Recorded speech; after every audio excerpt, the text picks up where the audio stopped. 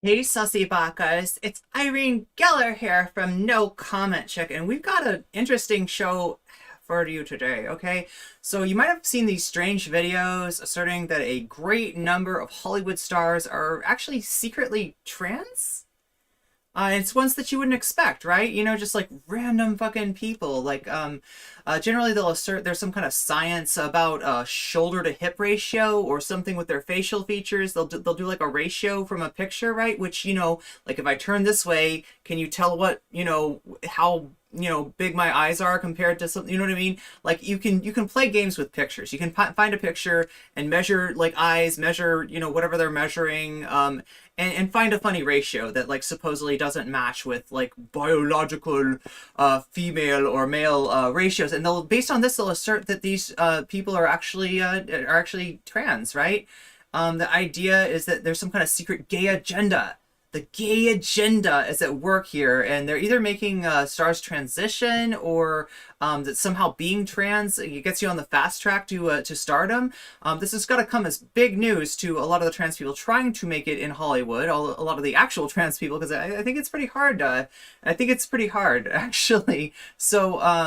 We're going to be watching Thought Slime and Theymer Soph talk about this phenomenon. We're also going to be watching Bad Empanadas video explaining the term Latinx and where it actually comes from. And it's not what you've heard. It's not what the right wing press is trying to sell it as, which is a wedge issue between LGBT communities and Latino communities. We'll be talking about these things and more. And yes.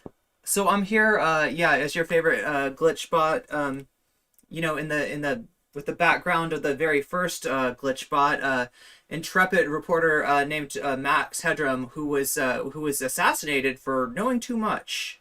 He knew too much, and had to be taken care of, right, and recuperated, and just like No Comment Chick has to be taken care of and recuperated, right. I don't know. They're still trying with me, chat. They're still trying with me. How is everybody? Yeah, the Latinx thing, right? It's actually a weird thing if you find out what how that stuff actually works. So what's up, Grey Knight? Well memed indeed. Thank you. I need more stuttering and glitching. Yeah, I need to figure out how to get a glitch filter on me, but we definitely have the background. Oh, nice. Yeah. So this is something that like I have thought about doing for a long time now. I wanted to cover. They're called transvestigations, right? That's what the transvestigators and they. I mean, it sounds silly, but some of these people are really fucking serious. Some people they see any kind of change and they want to believe it's part of a giant plot by some kind of a gay cabal, right? That's yeah, I got some interesting historical parallels there with what they're trying to do. So it actually is dangerous. It actually is bad. It's not just a joke. It's not just a lol cow. It is funny and it is ridiculous, but it's also dangerous, right? It's what I'm trying to get across. So I want to see what Thought Slime and Theymer, Sophie from Mars, right, is Sophie's new branding. And here we go. With anybody else getting like commercials on your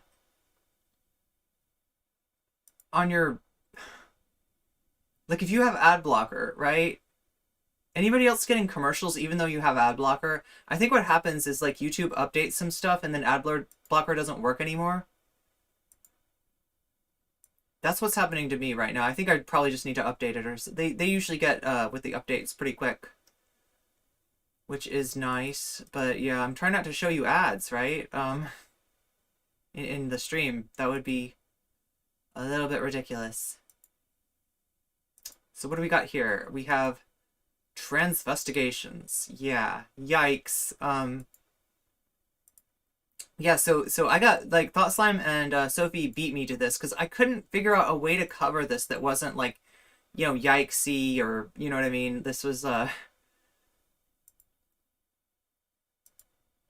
So I think just laughing at it is the wrong response, and I'm guessing they're going to do more than they're going to laugh at it, but they're going to explain the origins and how these things work, how these kind of moral panics work, and how it's not really a joke because people actually believe this shit. People out there actually believe this shit.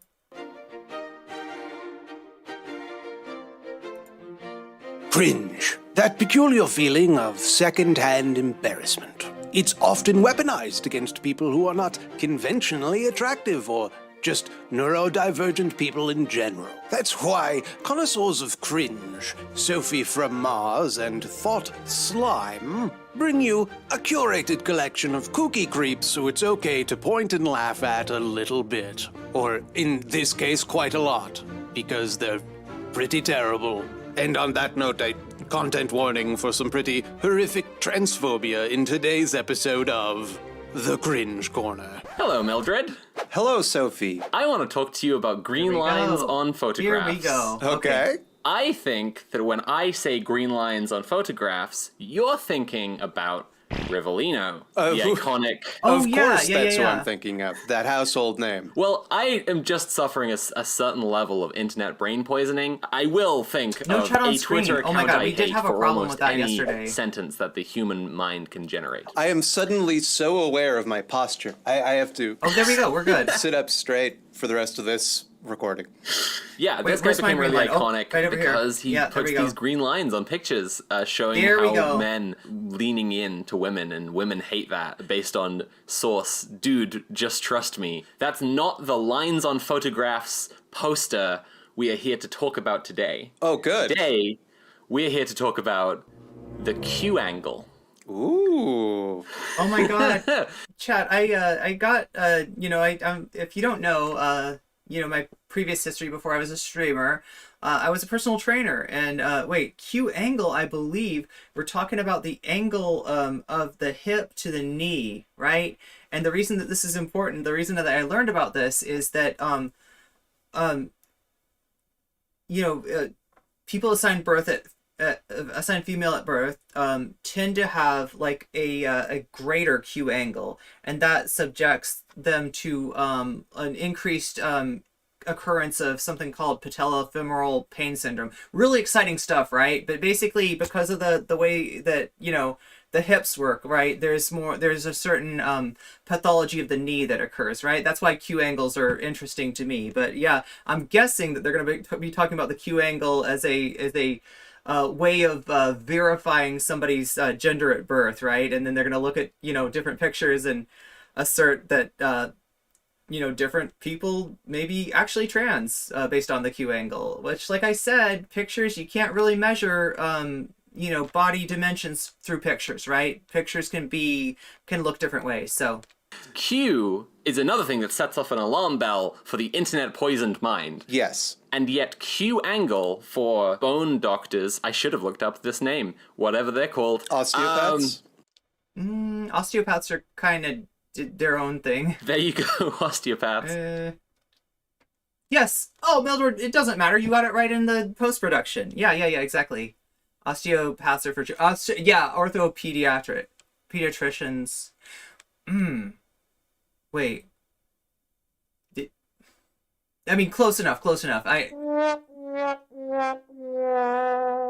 Q angle is a scientific term. Okay. So it's a bit of a funny journey here, because nonetheless, we are going to wind up at QAnon. Oh, good. You had me worried there for a second. All right, let me. One thing that strikes For any of you that thought that there was going to be no QAnon here, it's just Q angle. Nope, we got both. me right away is Q as a letter. Not a lot of angles on that bad boy.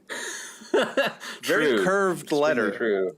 One way or another, where we are going today is going to be looking inside a little bit of how the QAnon mega conspiracy, I think Dan Olson Phrenology of the called hips. it a big tent conspiracy, how it works. A little piece of the puzzle. So first of all, what is a Q angle? Well, we all have one. Let's learn about it. Unless you don't have a femur, I suppose. The angle by which, your thigh goes in, that's the Q angle, as shown here in this handy diagram. And this is essentially to determine who does and who does not have thigh gaps? Yeah, this is the science What's up, Yudamoria? Good to see you. of thigh gaps, exactly. This is the science of taking the perfect selfie, which QAnon are particularly interested in. Yes, they're famously attractive people. Yeah, and their plan is to Well known for thigh gaps. stage a coup where they violently seize Instagram. I think partially they also I remember the thigh gaps thing. I do remember the thigh gaps thing, and it was pretty cringe, right? The idea that oh god, I mean, like, people's anatomies are different, and like I've talked about the six-pack for example, right? Some people can't have a six-pack because your rectus abdominis, which is the muscle that the six-pack comes from, is actually it's actually only 4 segments, right?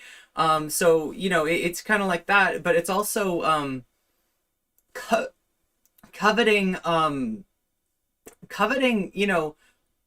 what might be actually an underweight status. And if you don't know, being underweight can be, we if you're underweight, there's health risks to that too, right? People seem to only be worried about the health risks from being overweight, but yeah, both occur. So this is playing into eating disorders and all kinds of other stuff. want to prove that you can be hot without adrenochrome. You don't need it. Osteopaths want to measure this because, if someone has some kind of bone deformation or posture issue. Is it? No, osteopodiatrist is the feet bones, like, right, and then there's another word, though. I don't know. Is it osteopediatrics? Because I feel like that sounds like it's combining the word pediatrician with. Anyway. That could be a serious issue for them. But there is a slight difference. I'll have to look it up. I mean, a slight difference between the maximum Q angle you should expect for women and the maximum Q angle you should expect for men. I immediately see where this is going. And let me just call my shot right here. At some point, they want to have a scarlet letter for trans people. That is the TLDR. They don't like the idea of us mixing in with the population, even though, there's a lot of push towards assimilation. They don't like that they can't somehow, mark us, right? They can't, I always call it the cup game. You know what I mean? The cup game? It's like you got cups and you got a shell game. Yeah, the shell game, right? You got cups and you got a shell and you put the shell. Okay, the shell goes under here. Which is it under now, right? It's almost like they are worried that they won't be able to be like, which one is the trans woman? Which one is the trans guy? They want to be able to be like that one, and get it right. And the fact that they might not get it right always, that weighs on their mind. We're going to discuss. We might be among you right now, cis people. You might not know whether Michelle Obama's. But it's weird because we kind of get clapped whether we assimilate or whether we don't assimilate, right? Either way, there's a price to be paid and there's always a price to be paid by trans people. Oh my god, yeah. So this started with Michelle Obama. If you remember, she was a fit lady. She had some biceps, right? And people would always give her shit about that. And this is another trope that's often put on black women, right? But with her, it was assertions that she was trans and she had secretly assimilated, and we can't let that happen because reasons. That's right, chat. Reasons. Specifically is a secret trans woman. 3-card Monty. Don't tell me. Don't tell me. Track classic. We can always tell, except when we can't. Also, being too feminine is just doing stereotypes. Oh yeah, you get that from TERFs, right? But not enough is just not trying hard enough. Yeah. Oh my god. Yeah. Transphobia sucks. Whether it's internalized or externally opposed, whether it's from TERFs or from run-of-the-mill MAGA transphobes, it fucking sucks. Yeah. Tell me. We'll wait it out. We'll see. That's sort of fully showing the white supremacist origins of TERF ideologies. The letter Q looks so good on me. It looks so good on me before now. Damocles will just dangle above me for the rest of the video.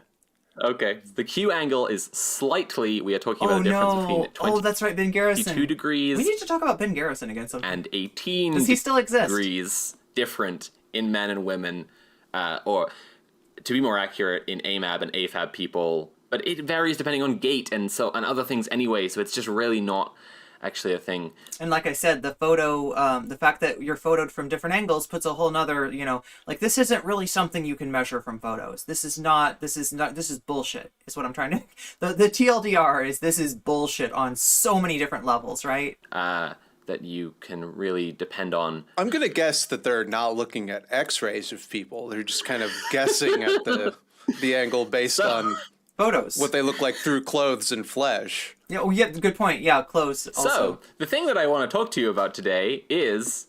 And do you notice how, like, they and I both avoided using that word right there until we are well past 2 minutes into our videos, right? Transvestigations. And the reason for that is, like, hey Umar, if YouTube is smart about this, like, they should be flagging that word. That word right there is a tip-off that the video might be transphobic, that the video might be spreading bullshit and tropes about trans people.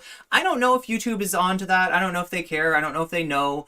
But, if a good version of YouTube would, right? And we also know that YouTube they love to automate everything. So it's just the appearance of this word alone might be enough to, like, get a video, kind of, and it's a cargo cult too. You don't know, is your video getting suppressed? Did I say the not the F slur, but the F word too many times in the video? Does that hurt my video? Nobody knows. It's a fucking, it's just like anybody's guess. So, people are always trying to do, okay, do exactly this to get your video to pop. And, that's something that we worry about. So yeah, this is why I didn't lead with this word, right? Because this is a trope.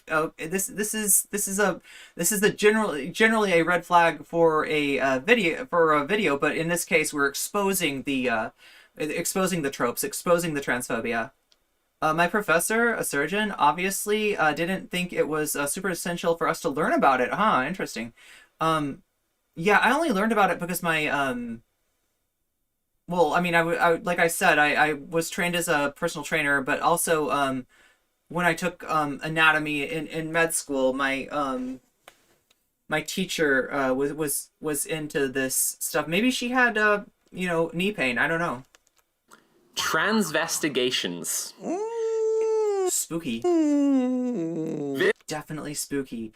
When he double hockey sticks. Oh my god. Oh yeah, what the HE double hockey sticks, Transvestigations would be the perfect name for trans Scooby-Doo. Oh my god, that would rock. We should steal that, yes. This element of QAnon is a particularly unhinged part of the conspiracy, which it's probably important to understand, and I recommend the book Culture of Conspiracy by Michael Barkun, or for some more background, American Conspiracy Theories by Joseph M. Parent and another guy called Joseph, whose last name I forget. Balderson has been... Okay, this is not cool. This is not cool, chat. What the fuck are we gonna do? This is really fucking bad. This is really fucking bad. This is bad timing, too. Like, right? I don't really have time to fix this. I do not really have time to fix this. And it's super fucking annoying. Alright, let's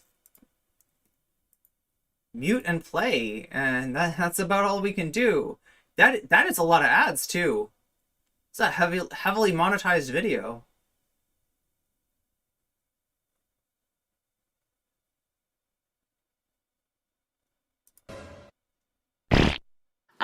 Which are both very good and talk about the way that, like, a lot of different conspiracy theories exist as like an ecosystem, right? And a lot of people will believe in many conspiracy theories, and that's part of why, Anybody else getting this? Am I the only one that's getting you got ad block, right? You got it installed. It's on Firefox, right? But it's not working. Anybody else have this? QAnon draws things together.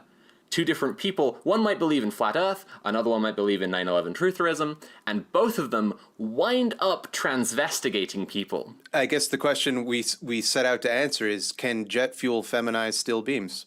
Oh my god. That's exactly it. So the basic idea then is they're investigating celebrities and famous people and politicians and to see who is a secret conniving trans. trying basically. to trick them exactly. into... Well, that's not quite it. We'll get through a little bit more of it in a minute. Okay. But to back up, first we're going to back up a little my point about like the ecosystem of conspiracy theories. This is David Ewing Jr., who has published a lot of books that read like Q drops. Like they are, let's go into it a little bit. Can I just say conspicuously not showing his legs? What are you afraid of, buddy? What are you hiding? Does anybody else hear the word Q drops, and you immediately think of like rabbit droppings or deer droppings or some kind of like, does anybody else think that, is that where your mind goes to? Because that's where my mind goes to, is like, did Q take a poo? Is that what we're talking, Q drops? What did Q drop? Or maybe Q's an enemy in a video game, and after defeating Q, you get the drops, right? I don't know. Gotta make that cheese. uBlock Origin is working. Oh, okay. Mine's was mine just ad block maybe? I got ads at the beginning of the stream, but not last time. I didn't. Oh yeah. So yeah. Members, what? Yeah, they should take that off. Honestly, they do on Twitch. Huh? Yeah, that would be another way to for YouTube to sell memberships, to have that. I'm not. Yeah, it's so new that I don't even know what all is supposed to be included. Hopefully they put that in there if it's not in there already. But yeah, that sucks. There may be some blurring and or beeping you need to do throughout the editing of this episode. And chat, don't worry, I'm gonna have this solved by next stream. So it's just, I bet. it kind of hit me before I had a chance to take care of it. So sorry. When we talk about who's a secret, but the beginning of Transvestigation doesn't dive straight into transvestigating and proving that celebrities and politicians are actually and politicians, yeah. trans, but first starts with a lot of these people are conspicuously latest Firefox update. Oh, all my ad blocks I had to reinstall. So maybe it's a Firefox thing. Similar looking, which in the case of Steve Jobs and John Lennon, I don't know. It's random fucking people. Like, really, Steve Jobs and John Lennon? And like, I just wonder, what does this prove? What does this prove in their mind? Both wear round glasses. So hold on. Is he trying to say that they're the same person or that they're related? Right. So let's scratch the surface of this a little bit. A popular part. Wait, that John Lennon is secretly George...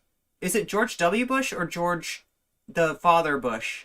Of the belief that ties things together is...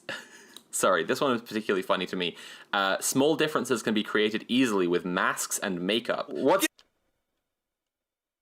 They've seen those movies, right? Where you're talking to somebody and they're like, actually, Benway! You know what I mean? Like, I'm thinking like Naked Lunch or something has something like that, where there's this character, this over-the-top character named Fidela that's like, Moroccan, dominatrix housekeeper, and at the end of it's revealed that she's secretly Dr. Benway, and was Dr. Benway all along. And it's like, in a movie they can make that really convincing, right? They can make that really, they can make the pulling off the mask. They could even like have somebody pulling off the mask, and then you get another actor in the same shot, and the person pulling off the mask is actually, there's a lot of ways to do this, right? But I think that it's just gotten in... I hate to put this all on boomers, right? It's not, there's some cool boomers out there, and like really boomer is a state of mind, but yeah, I think it does tend to, have like a demographic aspect to correlation, right? Correlation is not causation, is not 100%, but yeah, maybe there's a correlation, right? Robin Williams, that they did that in Miss Doubtfire. Yes, what's going on here is that basically this ties into a conspiracy that John Lennon is Steve Jobs. Like, a lot of the ruling class of the world are immortal demons. I could not think of a worse example than... So it's basically lizard people. It's basically repackaged and rebranded lizard people. Is that what this is? It's rebranded lizard people. John Lennon and Steve Jobs. Really? Like, I get that there is a similarity to their look, but it's just... It's also obviously different. Like, those are obviously two different people. Famously different skills. Like, and also, what about the age, right? John Lennon and Steve Jobs, aren't they different ages? Wouldn't, I mean, obviously John Lennon, like, died in the 80s, but, like, are they the same age or something? I don't see how that would even make sense. Sets and attitudes towards the world. Yeah. Except if you are a basement-dwelling QAnon crank who, lost your kids in the divorce and everything's going shit for you, and so everything is just one malaise of liberal hegemony. Also, in that case, if you're one of the most famous people on the planet, and then you go into hiding, you have to pretend that you've died for some reason. It's like the Man from Earth, right? They live The Man from Earth, you mean? so long that they have to change up their identities so that people won't catch on to the fact that it's just the same person. I see. So are they immortal adrenochrome lizards? Is that the idea? That's the general gist of it. Okay. The particular details may shift from bit to bit. Another one that particularly amuses me is... My apologies to Dr. Ewing. I didn't have that context. now that you've explained it, it makes perfect sense. Another bit that particularly amuses me is Morgan Freeman and Jimi Hendrix, where it's just like, you just remember that the QAnon guys are just really racist. If you want... Okay, I see. So the age doesn't matter then, because they're immortal lizard stuff. They're immortal lizard folk. You can believe that there's clones or really whatever kind of fun universe you want to live in. It's Vocaloids, AIs, NOCOM, whatever. Kind of like comic books. You can just kind of flip between different cool little sets of characters and powers. This isn't like where this comes from. I want to be... So this is interesting for me as being somebody who's had like a lot of conspiracy theories advanced about myself. Some of you are aware of those. Some of you run into those videos, right? And it kind of strains belief, right? It's I'm just wondering because like the interesting thing about my anti-fandom, and yes, I have an anti-fandom, right? Legit. I am not, this isn't just like somebody who's nothing saying, I got haters, right? Like I'm talking about like an anti-fandom, right? And it is comprised of like hard right-wingers and what I guess you'd call really woke, lefties, right? And it's really strange that these haters, these gators, if you will, are like in the same pool together. They're swimming around in that NCC hate pool, right? And they don't seem to notice each other, or they don't mind each other, or they're like okay with each other. They're like they're like signal boosting each other. Like I've seen this shit. I have seen like woke lefties getting signal boosted by right wingers on the NCC hate threads on Twitter, right? So it's a really strange group. So it's kind of like what I'm wondering is like am I an immortal vampire lizard? To some of these people, right? And if the right wingers say that I am, are the left wingers going to be like, oh yeah, no, that seems legit. That seems legit. I mean, we have to explain how she is like a computer hacker, how she is a secret agent girl, how she's doing all these things at the same time that she has a pretty rough streaming schedule, honestly, right? Like how does it work? Like how does it all work? An immortal vampire reptile. That kind of makes more sense than most of the theories, basically, is what I'm saying. Clear that I'm not talking about David Ewing Jr. as like the originator of transvestigations. I'm trying to make a point that actually this is a thing that exists across the ecosystem of conspiracy theories. And famously, as you did already bring up, Michelle Obama was the subject of a huge conspiracy theory by conservatives. It will, I think, get mentioned in a video we'll watch in a second, where they believed that Michelle Obama was secretly a man. Yeah, we'll get to a clip in a minute. But what's interesting... Because then they also get to say that Barack Obama's gay, which is another right-wing, another right-wing copy pasta favorite. To compare... So something about a gay Obama, they just really... resonate with. Is that was before like the term transvestigation was coined. There are earlier examples you can point to where conservatives are trying... It's a yeah, I really am the great uniter, more so than Obama. to prove that men are women and Like, Obama couldn't bring together the right and the left. You know, Obama came in with a big old welcome mat for the right, and the right stomped all over it. And they were like, he was like, listen, I'll give you Social Security. Please just like me. David Brooks, just like me. And David Brooks like wipes his feet on Obama's face. You know what I mean? It would be funny if it wasn't so sad, because the Obama administration was a huge opportunity, and it's an opportunity that a lot of us expected Obama to capitalize on, and he was dragging his feet the whole time. And I think that's what's, like, honestly, that's a big part of what's responsible for the Bernie movement. I don't know if they're still making hate threads. I'm not name searching myself currently because it's just gotten too ridiculous. But yeah, there are, you know, hate threads that are bipartisan, right? And I wonder, do any of these people click on each other's like avatar and look at the profile on the other side, right? Because they are not ideologically anywhere close to each other. It doesn't really make sense, and neither does the conspiracy theories about me. So women and men, they're all secretly transgender, but it's not necessarily under the same label. I'll do so many drone strikes, please love me. Yeah, exactly. And the right wing was having none of that, right? So even though Obama wanted to say, you know, because here's the deal. Okay, so like I talked about Bernie, you know, and I talked about the Bernie Hillary thing. Let me talk a little bit about Obama. So before Obama was running for president, right? The reason he came to prominence is he gave a speech in, I think it was one of the Democratic conventions back in the day, right? And you can watch it, right? He talks about there is no red America and there's blue America. There is one America, and we want to be together, and we want to, like, some of the red wingers, some of the red staters, we're okay with gay people, and some of the blue staters, we don't want super gun control. Like, he tried to, you know, it was a centrist appeal, right?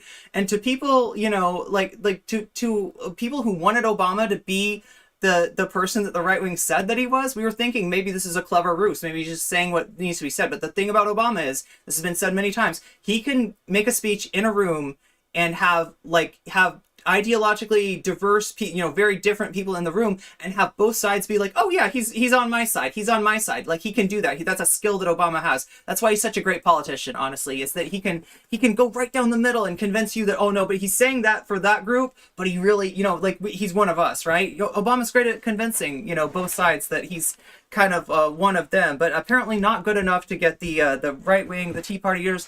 Honestly, I think they just didn't want a successful first black president. I think they wanted to make sure that the first black president's term was not, you know, was not this resounding success, did not have this, you know, legendary, you know, centrist bipartisan reputation, right, that would get written about by the people like David Brooks, you know, who Obama assumed would write the history. Now, if you know anything about David Brooks, you know he's on the outs with the current Republican Party. He is, you know, one of the never Trumpers, right? These are the people that the Republican Party, they cultivated an anti-intellectual base for years and years and years, and used that, and they never realized that somebody else can come along and be like, oh yeah, you think that's anti-intellectual? Hold my beer, is what Trump said, even though Trump doesn't. Hold my non-alcoholic beer, is what Trump said, and they held his beer, and he absolutely took that base from him.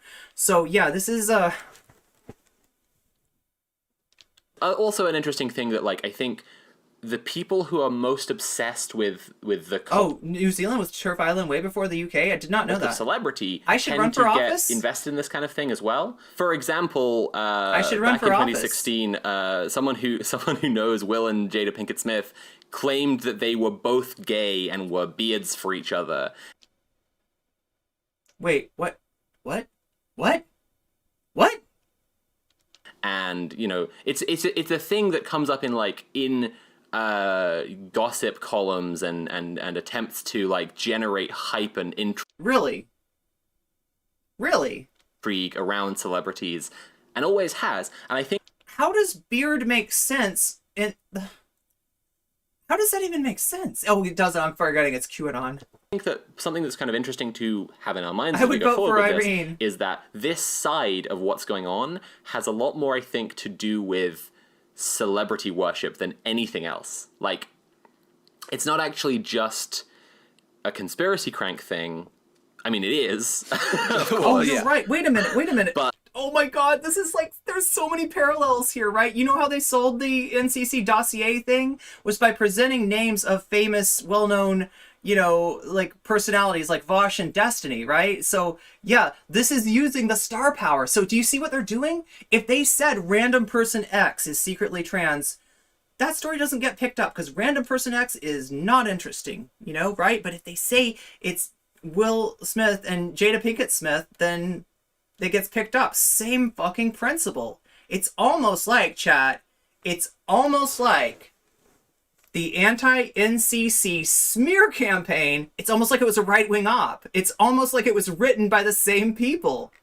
That might merit some investigation. If any of you bread tubers are interested in actually doing an investigation instead of just taking like what some ultra nationalist, Zionist VTuber says, right? If you're interested in actually doing that work, that might bear some fruit. You might find some interesting things if you look into who were the originators of the anti-NCC campaign, the Twitch hunt.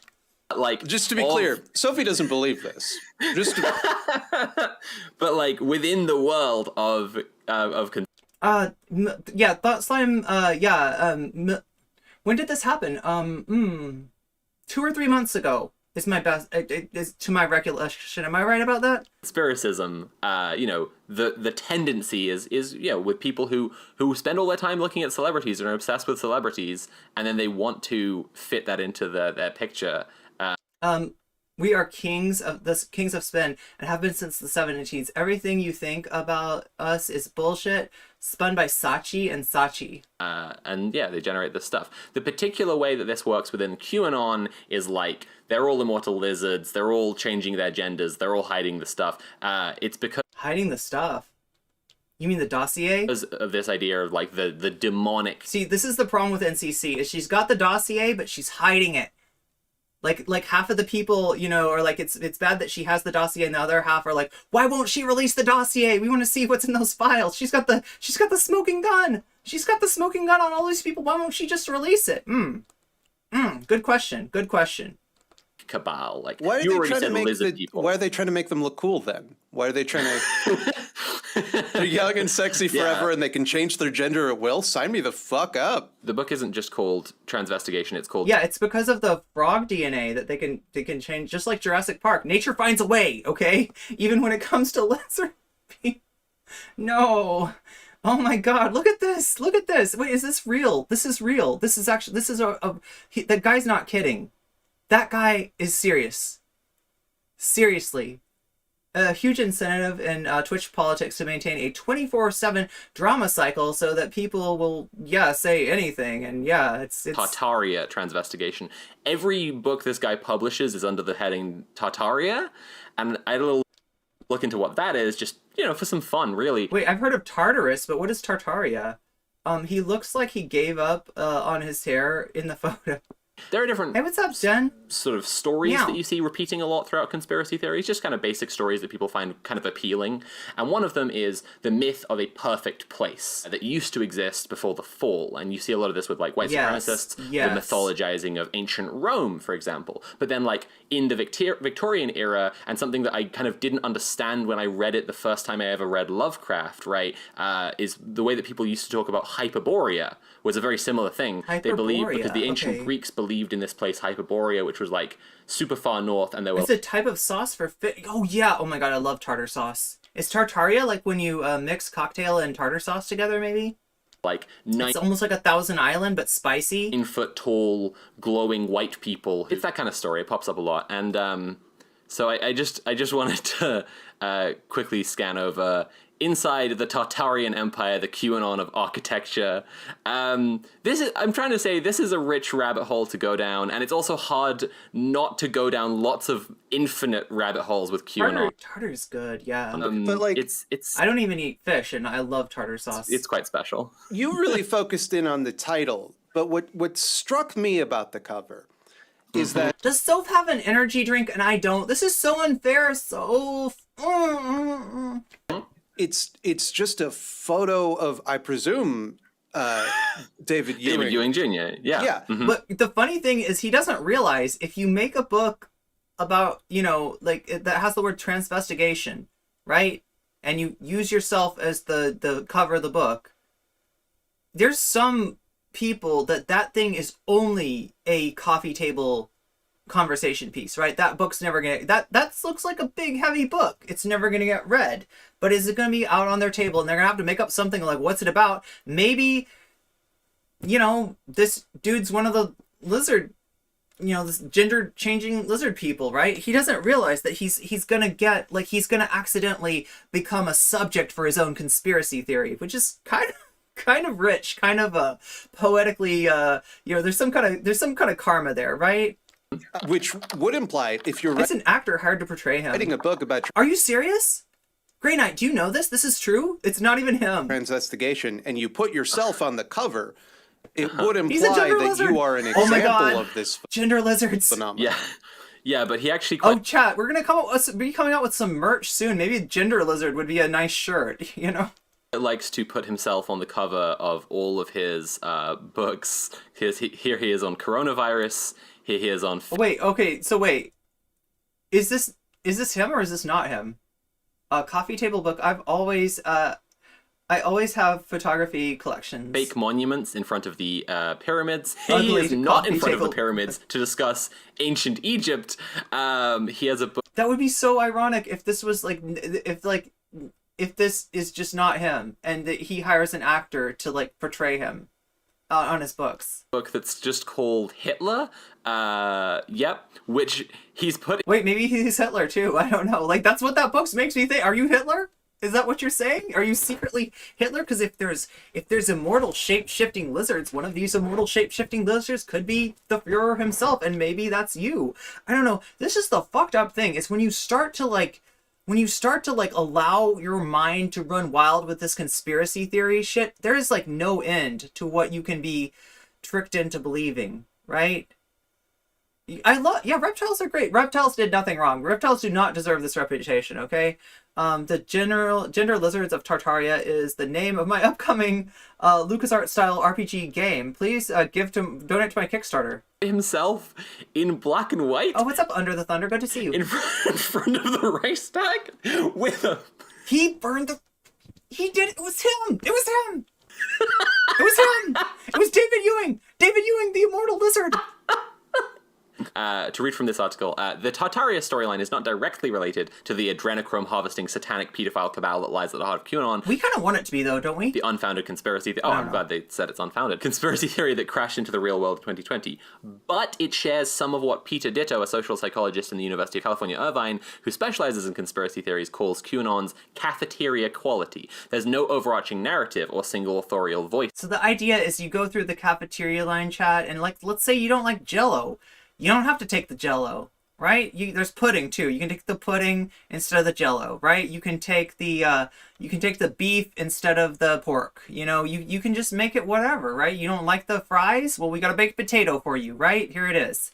Interpreting events. It's just a gusher of outlandish speculation. And We've got conspiracy theories for everyone. You can pick and choose. parents can pick and choose a buffet, which exactly, elements they yeah. want to sign on to. And especially as platforms try to stamp... Oh, chat, I've got an idea. Okay, so here's my question, okay? So, we established, be it resolved, that, and you can't argue with me on this, because this is true. Okay, chicken is the opposite of beef. Okay, get it? Right? So, what is the opposite of fish? Like, right? So chicken and beef, diametrically opposed. These are opposites, right? What is the opposite of fish? That's a real question. And if you've read, you might know it if you've read the JoJo's Part 6 manga. Fish is the opposite of poultry. Wait, but is it? I thought that poultry and beef were diametrically opposed. out I don't know. misinformation. I was kind of hesitant to join the stream since Bad Empanda tried to start a harassment campaign against you. Oh my god, I didn't know this. I did not know this. Repeating something funny I heard about him that turned out to be misinfo. Jeez, I did not know that. You end up with this effect where anyone who... Yeah, I don't know. Like I've watched Bad Empanada's videos. People say that Bad Empanada on Twitter is like a... You know, there's something weird with how Bad Empanda is on Twitter. I guess I haven't seen those threads, but who is a known conspiracy theorist, gets driven off, and so all of the voices. Yeah, I mean, this is the main content of the stream, is this transvestigation stuff, because I've wanted to cover this for so long, and I just haven't really had the angle. And thanks to Thought Slime, thanks to Mildred and Soph, I've now got the Q angle. Talking about the Hot conspiracy chips and theory chicken. are Okay. a kind of faceless mass of like 100 Frog is the opposite of scorpion. subscriber YouTube accounts who Dolphin. uploaded Dolphin. What does dolphin taste like? one video, which is like, is Joe Rogan transgender? Balderson has been masked. Okay, chat. You're just gonna have to put up with this for now. I'm so sorry. I'm so very sorry. I apologize 1,000 times. Or more. Probably more. Probably more than 1,000. I probably owe more than 1,000 apologies for this alone.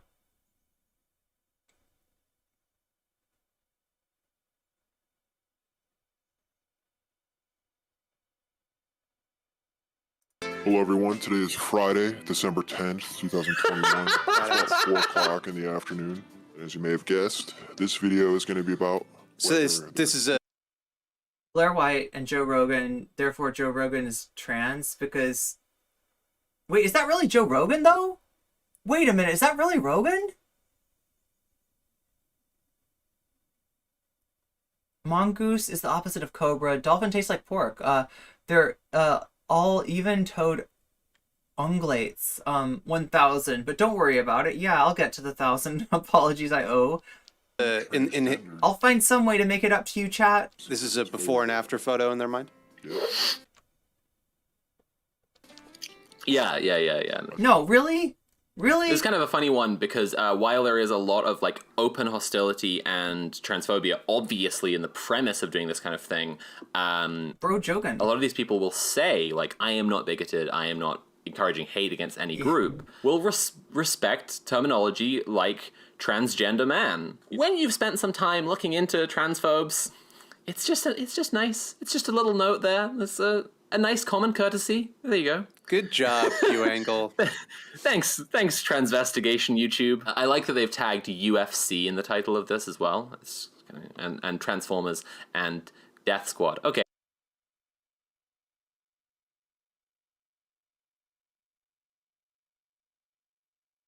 Why don't you throw Clan Ops in there for good measure?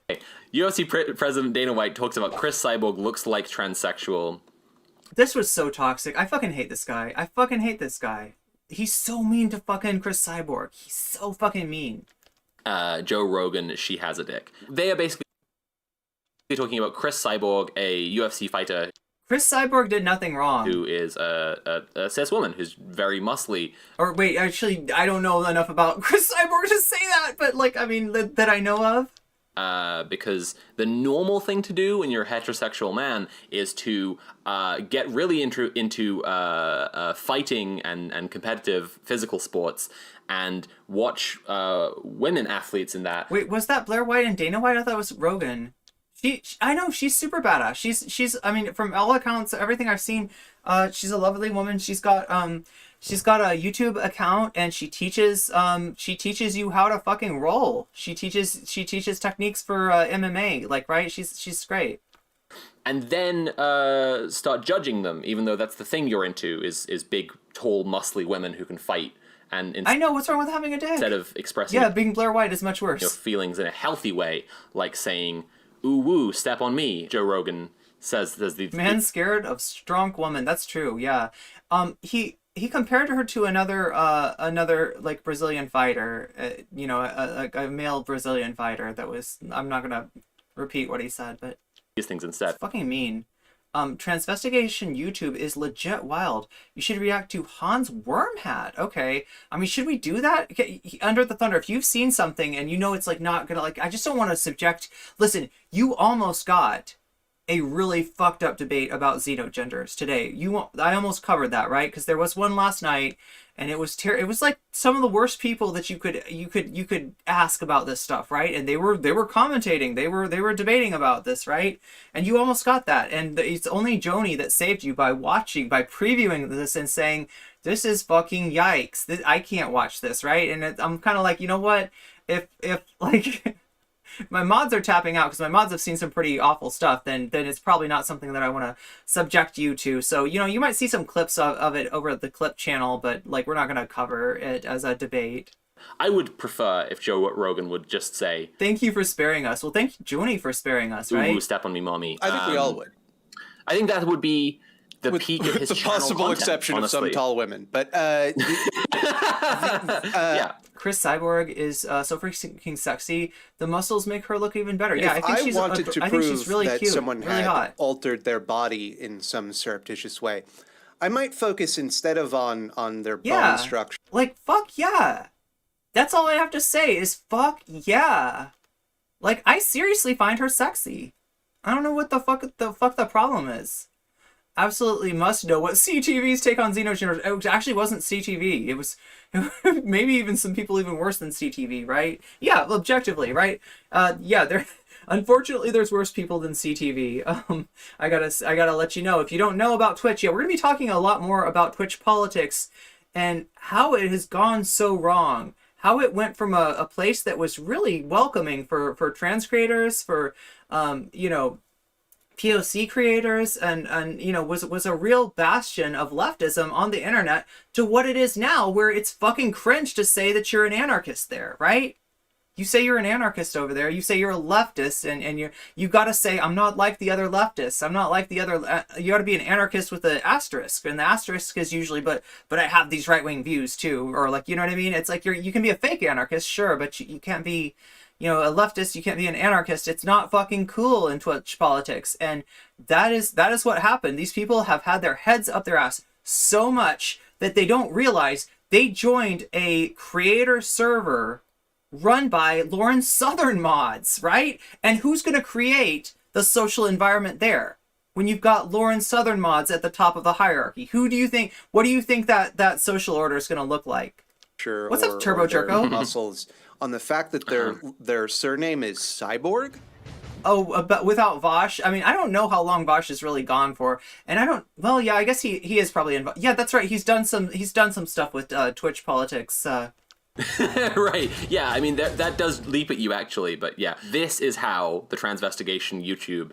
As a cis guy who enjoys being dominated by aggressive women, yes. YouTuber we're watching chooses to interpret... As a trans woman who enjoys being dominated by... But you know, like, I also want to say that, you know, like, I don't know, the way that you look doesn't necessarily, you know, dictate the way that you have to be, you know, in bed or personality-wise, or how you interact. I don't know. On some level, we just got to start letting people be people, right? Very transphobic remarks that Joe... Wait, can we get to that? Can we let people to be people? Like, please, Jesus Christ, how long does this take, society? It seems pretty fucking simple to me that we let people be people, but, like, I guess that's a spicy take when it comes to the Twitch politics crowd. Hans Wormhat is very transphobic, but too intense for it to be harmful. Oh, so just like the NCC, just like a lot of the NCC hate manifestos, right? You know, it's really fucking toxic, but it's hard to actually believe if you analyze it with any sort of rational lens, which would be a great idea to do. To analyze it with a rational lens and see if does it stand up to the smell test? Does it stand up to the logic test? You know, is this something that you actually want to like you want to let these words come out of your mouth? Because when you hear them coming out of your mouth, you might notice that this is fucking batshit. Also very muscly women. To be honest, all women and everyone else. Yeah, everyone. Rogan makes. Just let people be people. And she did. Destroys the right view of That's true. That's true. Didn't she not? I hate this guy. I hate this guy so much. Who wants to dispute that she didn't look like Van Clip me. I hate Dana White. She got up, she was like... Go fuck yourself, dude. Walking up the stairs? Oh, that motherfucker. No, I'm not going to say it. I'm not going to say what kind of technique would be fun to try on that motherfucker. Chat, I do not endorse violence. Violence is bad, except in the ring when you both parties have signed up for it and it's an agreed upon, bout, right? In such an event, I'm saying that an inside leg kick might be a fun technique to try. Because if you miss, then if you miss if you aim for the stars and you miss, you'll still hit the moon. You'll still hit those 2 moon. Anyway, chat. I'm not saying Joe that Rogan wasn't anybody... even in that clip, actually. I'm not saying that anybody should get kicked in the cojones, okay? That's not what I'm saying here. My girlfriend is stronger than me and Dom's. Nice. Yeah. Tony Roaster. Well, I mean, that could have been Joe Rogan in one His eyeballs coming out of his head. Hey, some people say that about me. of his many disguises. It's true. In fact, anytime somebody clips me for a thumbnail, I'm usually like, or something. You know, like I got the big eye. They like to clip me with my eyes open wide, right? That's true. Or Actually, like they, you need to consider photo me with a what do you call it? Like a screen capture. this person and this person do look very similar, and according to David Ewing Jr., that means they are the same person. And by very DCC. Oh god, I shouldn't say this. I don't know if this would come off bad. Let me just tell you, my max, wait, did I get over 500? Or was it over 400? I know, okay, so my max for leg press is, I can't remember if I got over if it was 500, I can't actually remember. It's either 500 or 400, right? I think I got 500. I think I did with my legs, right? I probably couldn't do that now, right? Because that was when I was training and everything. That was when I was like lifting weights, doing squats and, deadlifts and stuff like that. But yeah, my legs are pretty strong. similar. I mean, they share a couple of prominent features. That's part of why I hit so hard. And no others. He's like Arya Big Stark Pug, at the good end of to Game see of you. Thrones. Meow, He's just like, wow. Now I'm Dana White. Yeah, the Joe Rogan experience Over is actually 9,000, he just exactly. runs around the table and he's both guests. He's the host and the guest every time. The question is, who is Michelle Obama? There it Is is. she really a woman? You got Is it. she a man? Every time I look at Michelle or Michael Obama, the first lady or the first, every Nice. time I look at them, something doesn't look right. I will point out on behalf of NBs everywhere, huge dub. Alex Jones used the singular they them. I'm just gonna give that one another go there. I mean, it doesn't mean I could carry you. It means I could like lift you with my legs, but You really singled in on the one positive there. Yeah. There was a lot of taking off the clothes. Yeah. shit to duck and weave around. Let's just Every time I look at them, something doesn't look right. game over, Alex. Game over. She doesn't look like any black woman or any woman I've ever known.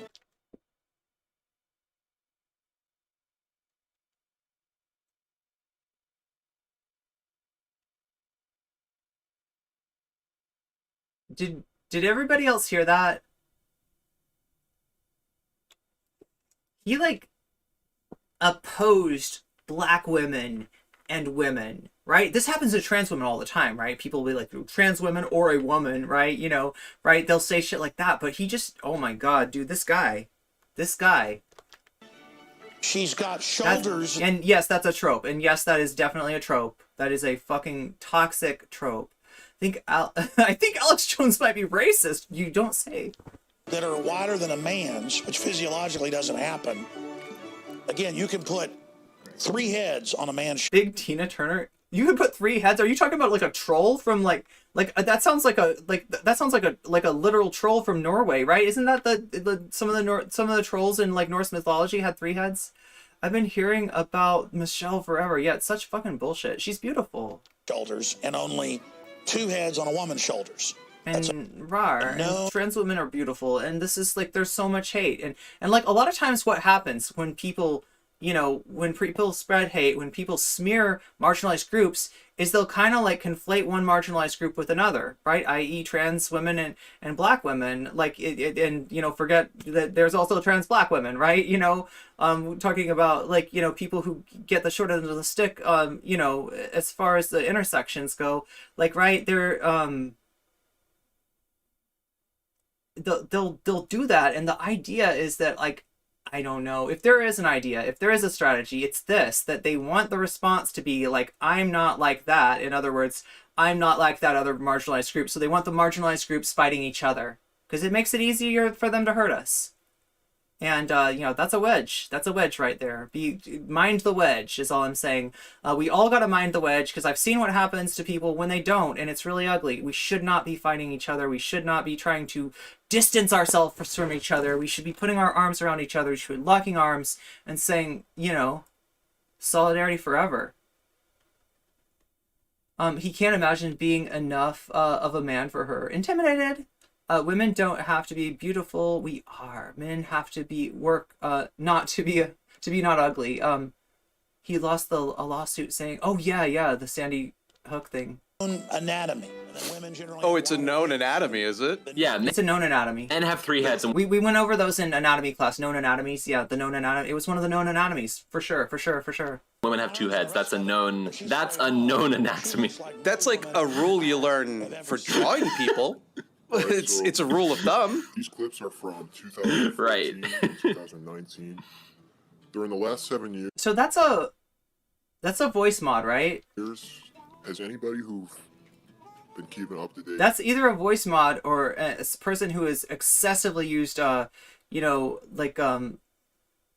testosterone to. with these kind of things? Did anybody ever have a problem with it? What? What are they showing TYT for?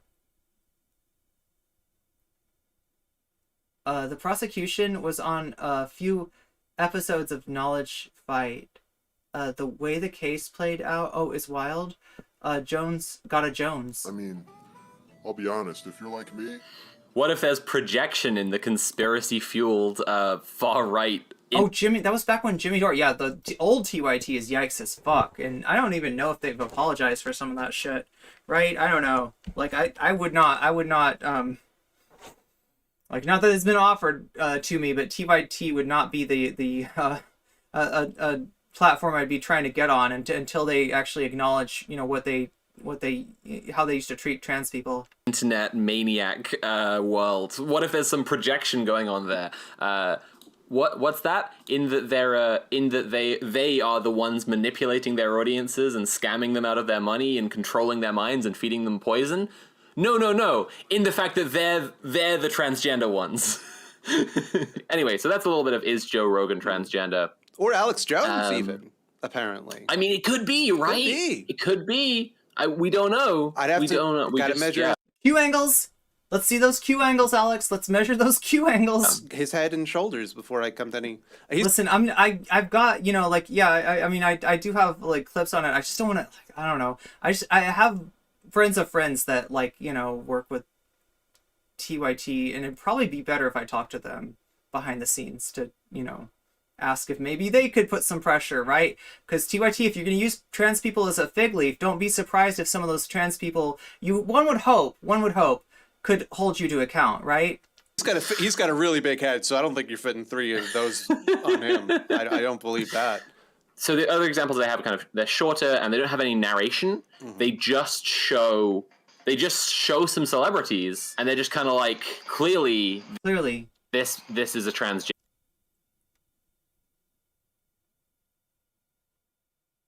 Not liking Kyle Rittenhouse. Oh yeah, Anna even said that not liking Kyle Rittenhouse is canceled. What? Really? Recently? Gender person. Along the way, it's interesting to point out that this is another place where YouTube is like fucking up and failing as a platform, where like transvestigation is a thing you can search up, and it's like a topic that's like a hashtag you can click into and look at all these videos. It's pretty fucking heinous, and YouTube could stop it actually pretty easily. Everything. Wait, is Anna like? I haven't watched TYT in forever, so I don't really know. But damn, that sucks. Like, considering it's so searchable by any user, it must be pretty easily searchable by. And I would always Jink is usually the usual culprit for that stuff. The people who own all the files. Anna's somebody who inspired me growing up, right? I always then again, I can remember when Anna first started, and she just kind of at one point she started standing up to Jink, and maybe that's why maybe that's why I liked her. Just a small note for YouTube to work on. Alex should just get into a dress and openly hate on everyone. Yeah, maybe. Well, but Steven Crowder got there first. So, if we allow them to create the narrative that all of the hot, rich, damn, cool, famous people. Damn, Umar, I didn't even know about that. That's interesting. You know, maybe that undoes some Yeah. damage a little. There But is. yeah, I mean, there's a reason that I don't really. You're not going to see TYT stuff on this. You know, like I'll cover Majority Report, right? Even though they're not, you know, they're not leftists, right? Well, then again, wait. I think that maybe Jamie Peck. Does Jamie Peck still work with them? That. Yeah, there is that side of it. And I think we'll get onto a little bit more of that as we go on. Surgical scar, sculpted jawbone to make the face look more masculine. Is that even a gender confirming surgery? I mean, maybe I don't. Maybe it is, and I don't know. But Ah, yes, that famous facial yeah, me too, Umar. That's masculinization. although realistically speaking, like, you know, these assholes will go on day in, day out about cancel culture and forget that if there ever was a cancel culture, it's something that happens to marginalized people, right? It's scapegoating, right? And that's been happening for thousands of years, where marginalized people get demonized and lied about and you know, harmed based on their status as outsiders, right? So if anybody knows fucking quote unquote cancel culture, it's not the fucking, you know, cishet white debate bros. It's you know, they're victims. Surgery. No, in fact, Where you had more being job on Oh, Matt Lesh. Yes, I know who you're talking about. Yeah. yeah, right. Actually, in fact, Jamie's no longer with the Majority Party. being on testosterone for 2 to 3 years begins to set in facial changes where like TYT has some other oh my god. a thicker, wider jaw develops just naturally. It's an effect of testosterone hormone therapy. There isn't that. That's not a thing. That's what I thought. That did not sound like a thing to me. I'm glad to have that confirmed. I didn't want to, like, I don't know the most about, you know, like gender confirming surgeries for trans guys, but yeah, I suspected that was not a thing. Jink is a chud that saw an opening to make his mark on the progressive left. It's not the same. It's not the same time anymore. He's so exposed. He should join the right. Oh my god.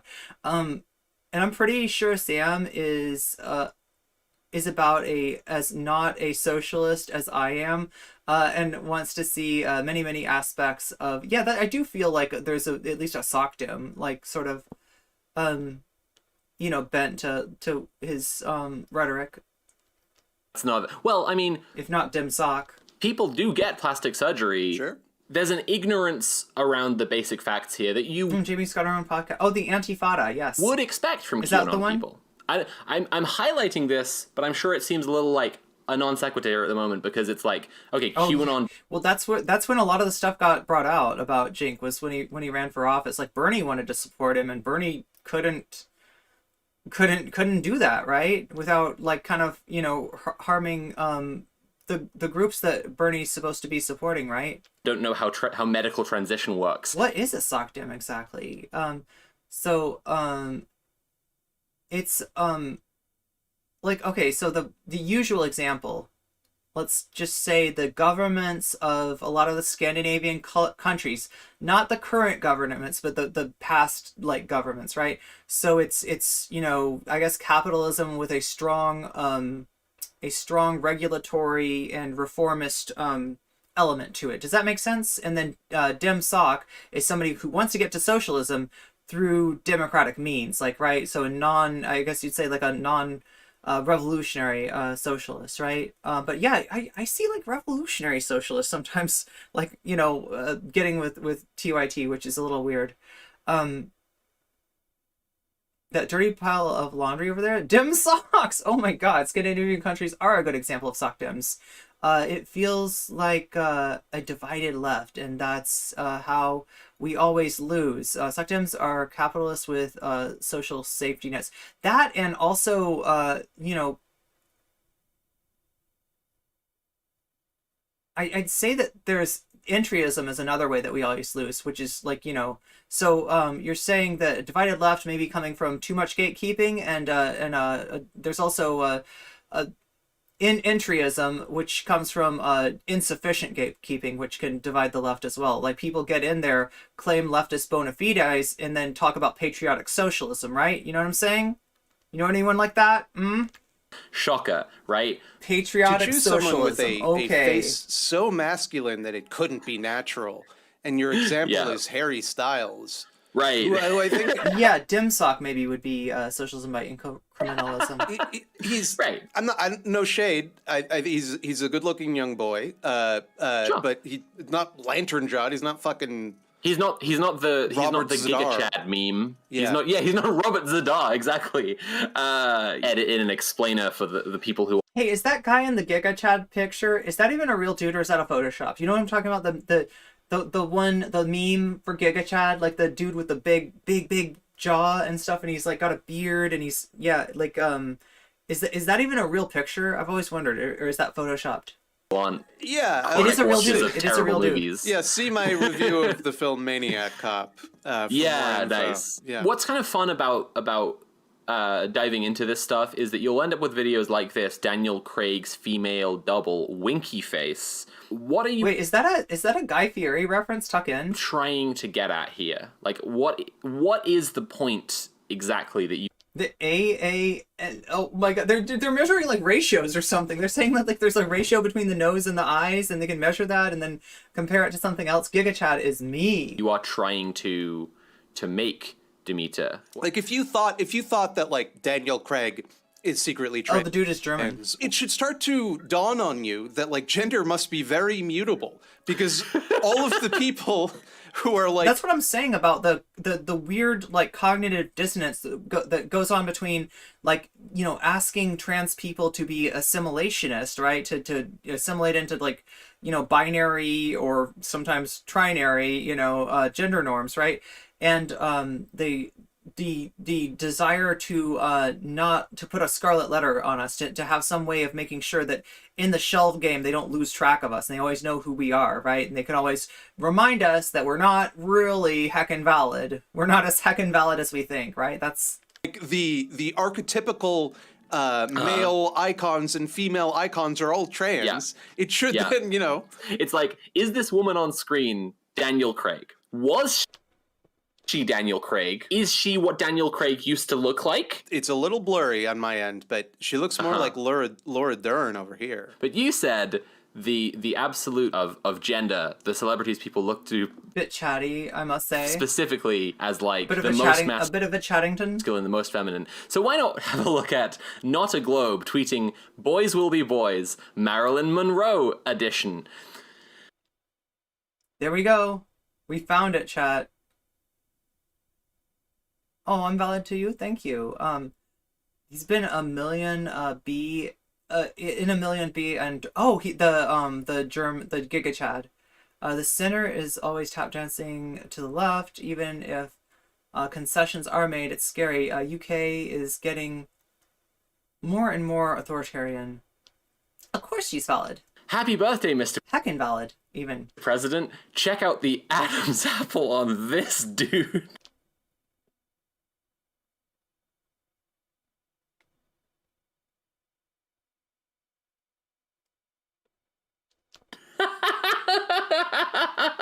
This is in April of 2021. I think it's important to note that like a lot more transvestigation content has evolved over time, especially under the pandemic, as more people have been stuck inside. People say Sam and Rachel are the same person? Oh my god. That is a funny theory. That is really that is really some headcanon. Merry Christmas to you too, meow meow. Only images to work with, right? And just not like normal human contact. Like it's a thing And might I say, happy holidays too.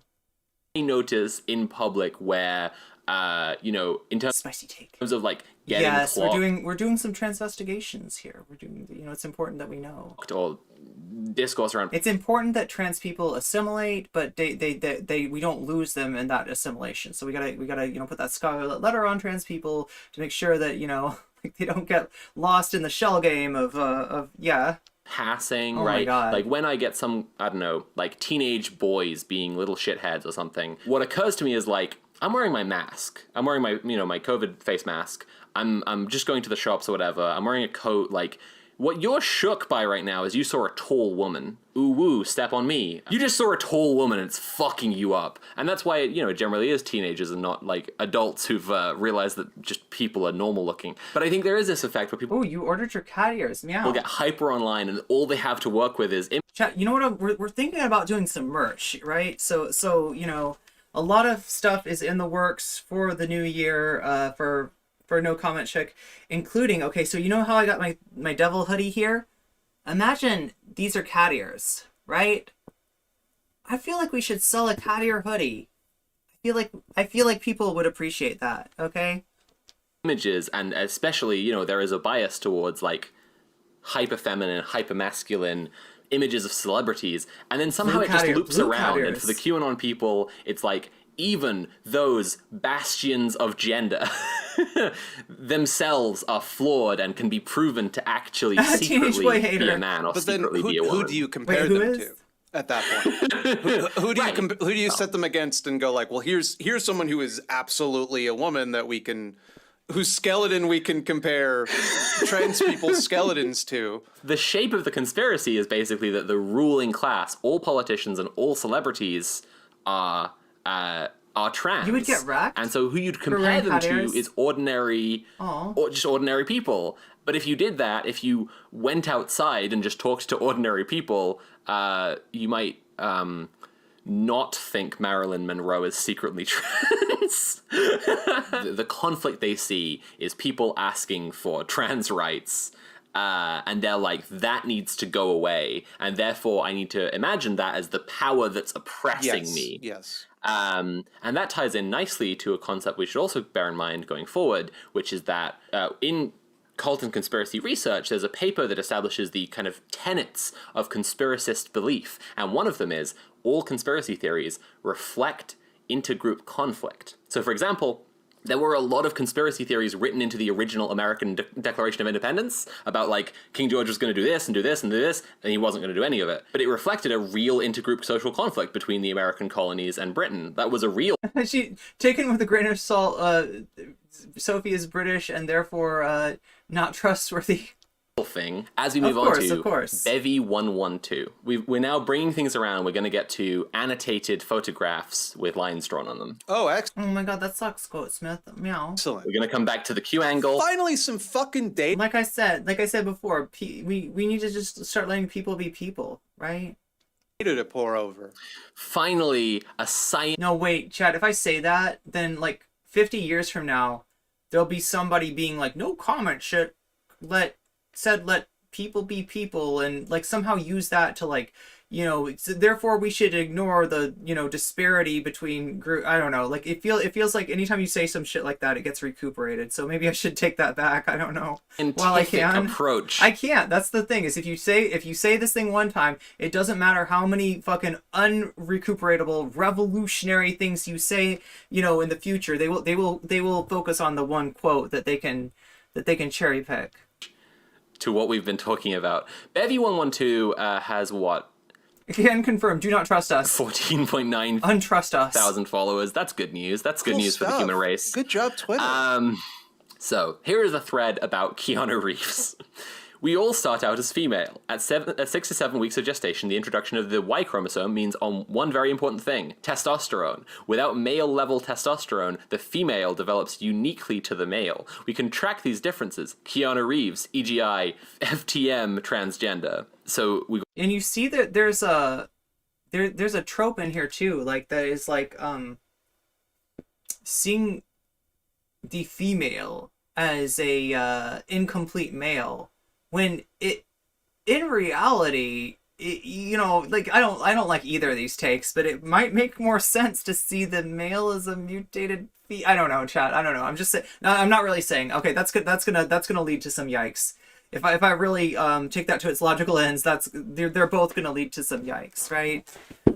Yeah, we're talking about like development, right? We're talking about embryology and in childhood development and that kind of stuff. And it's actually more complicated than you think. It's not just a Y chromosome. You can have the Y chromosome and not have the secondary, or in some cases primary, sex characteristics, right? It's actually a lot more. There's a lot going on. It's very much like, let's think of here's my best metaphor for development. Okay, it's a Rube Goldberg machine. The foot kicks the bucket dumps the marble out, the marble runs down the thing, it hits the mouse trap. I don't know, you know what I'm saying? It's like that game, right? Isn't there like a game Mousetrap with the Rube Goldberg machine? And if you've ever played that sometimes you do the thing and only the first 3 things happen, right? And something gets stuck and something happens differently, right? And so you don't actually get the falling of the trap for the mouse, right? It's more, like I'm saying, it's more complicated than that. And it's not, like they'll use the word dimorphic, but the point is that there's actually more possibilities than 2. Got some skull measuring. That's good. Pointing at the widow's How did they get peak. these pictures of Keanu Reeves' skull? Widow's Peak is female, so Dracula's a woman. Wait, Widow's Peak is female? What? Vegeta Vegeta's definitely, yeah. is a woman. And Bulma's a guy, yeah, definitely. Not a woman, a secret trans man, and I know a lot of fan artists who would agree that Vegeta is a secret trans man. Well, as I've said in the past, every fictional character is trans until directly stated otherwise, and sometimes it's even true. After that. They ignore the trans allegories in the. Oh yeah, they're red pill people, right? They'll ignore that the red pill was supposed to be it's refers to HRT. At least at the time that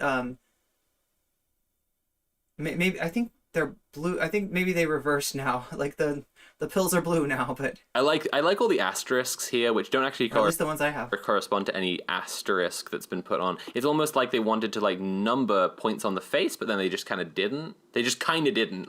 I find this particularly funny. Just imagine a circle of arrows placed in the center of the face, and the features being blown outward. Windows people is a reptilian feature. Yes. But what they're trying to describe is male facial. Is that a plot leak of the Matrix 4? Features are more widely spaced, which isn't actually really true, and female features are smaller and closer together, but they have this whole thing about imagine a ring of arrows and do the facial features are closer together in a woman's face because women's heads are smaller generally, and so if you're drawing 2 faces that are side by side and you've made them the same size, then you won't see a difference, as you literally cannot see a difference in terms of spacing. I feel like I've seen that feature on people with 2 well then again I was about to say with X and with XY, but you don't actually see people's chromosomes, and like I said, it's more complicated than you realize, and sometimes some people, when they actually get, what is it called, a karyotype karyotype test or something like that, sometimes people are surprised at what actual chromosomes they have, and you wouldn't know unless you'd taken the test. In these pictures, now we get down to digit ratios and the Q angle. We're finally there. So it was filming 100 feet from your the house. digit ratio is that men. Oh, I think I've seen this before. Supposedly, I've heard this. A longer ring finger than their index finger. This is the thing that's goes around in playgrounds and shit like this. So but I was always told it was you have cancer or something if you're if X is longer than, and the idea was you would put it up to your face and then somebody would hit you like that, so it was actually finger is longer. Which does that make me? I think that makes you a man according to Bevy. But I remember science checks out. I was designed. Sign the kids swimming floaties. That's awesome. There you go. I guess Bevy's right about Confirmed. everything. I Confirmed. remember this is the thing that always just goes around in school playgrounds. Yeah. And if you have this finger longer than this one, you're gay, or this one longer than this one. Well, I think I heard the gay one. The joke too. was always that you go you can tell based on your digits if you're gay, and then when they're looking at their hand, you slap their elbow so they slap themselves in the face. That's right. That's We had the a it's all very childish. Is why I bring that up. No, what you so actually do is here's- you fold a piece of paper into triangles. You can kind of And basically, you write different like genders at birth on each of the pieces inside, and you just like do the okay. What's your favorite number? 4. 1, 2, 3, 4. What's your favorite color? Red. RED. Okay, pull that up. Oh, you were do this gesture with it, and that tells you something. Yeah, I heard from a You fell for that. Yeah, I think I fell for that too. Like,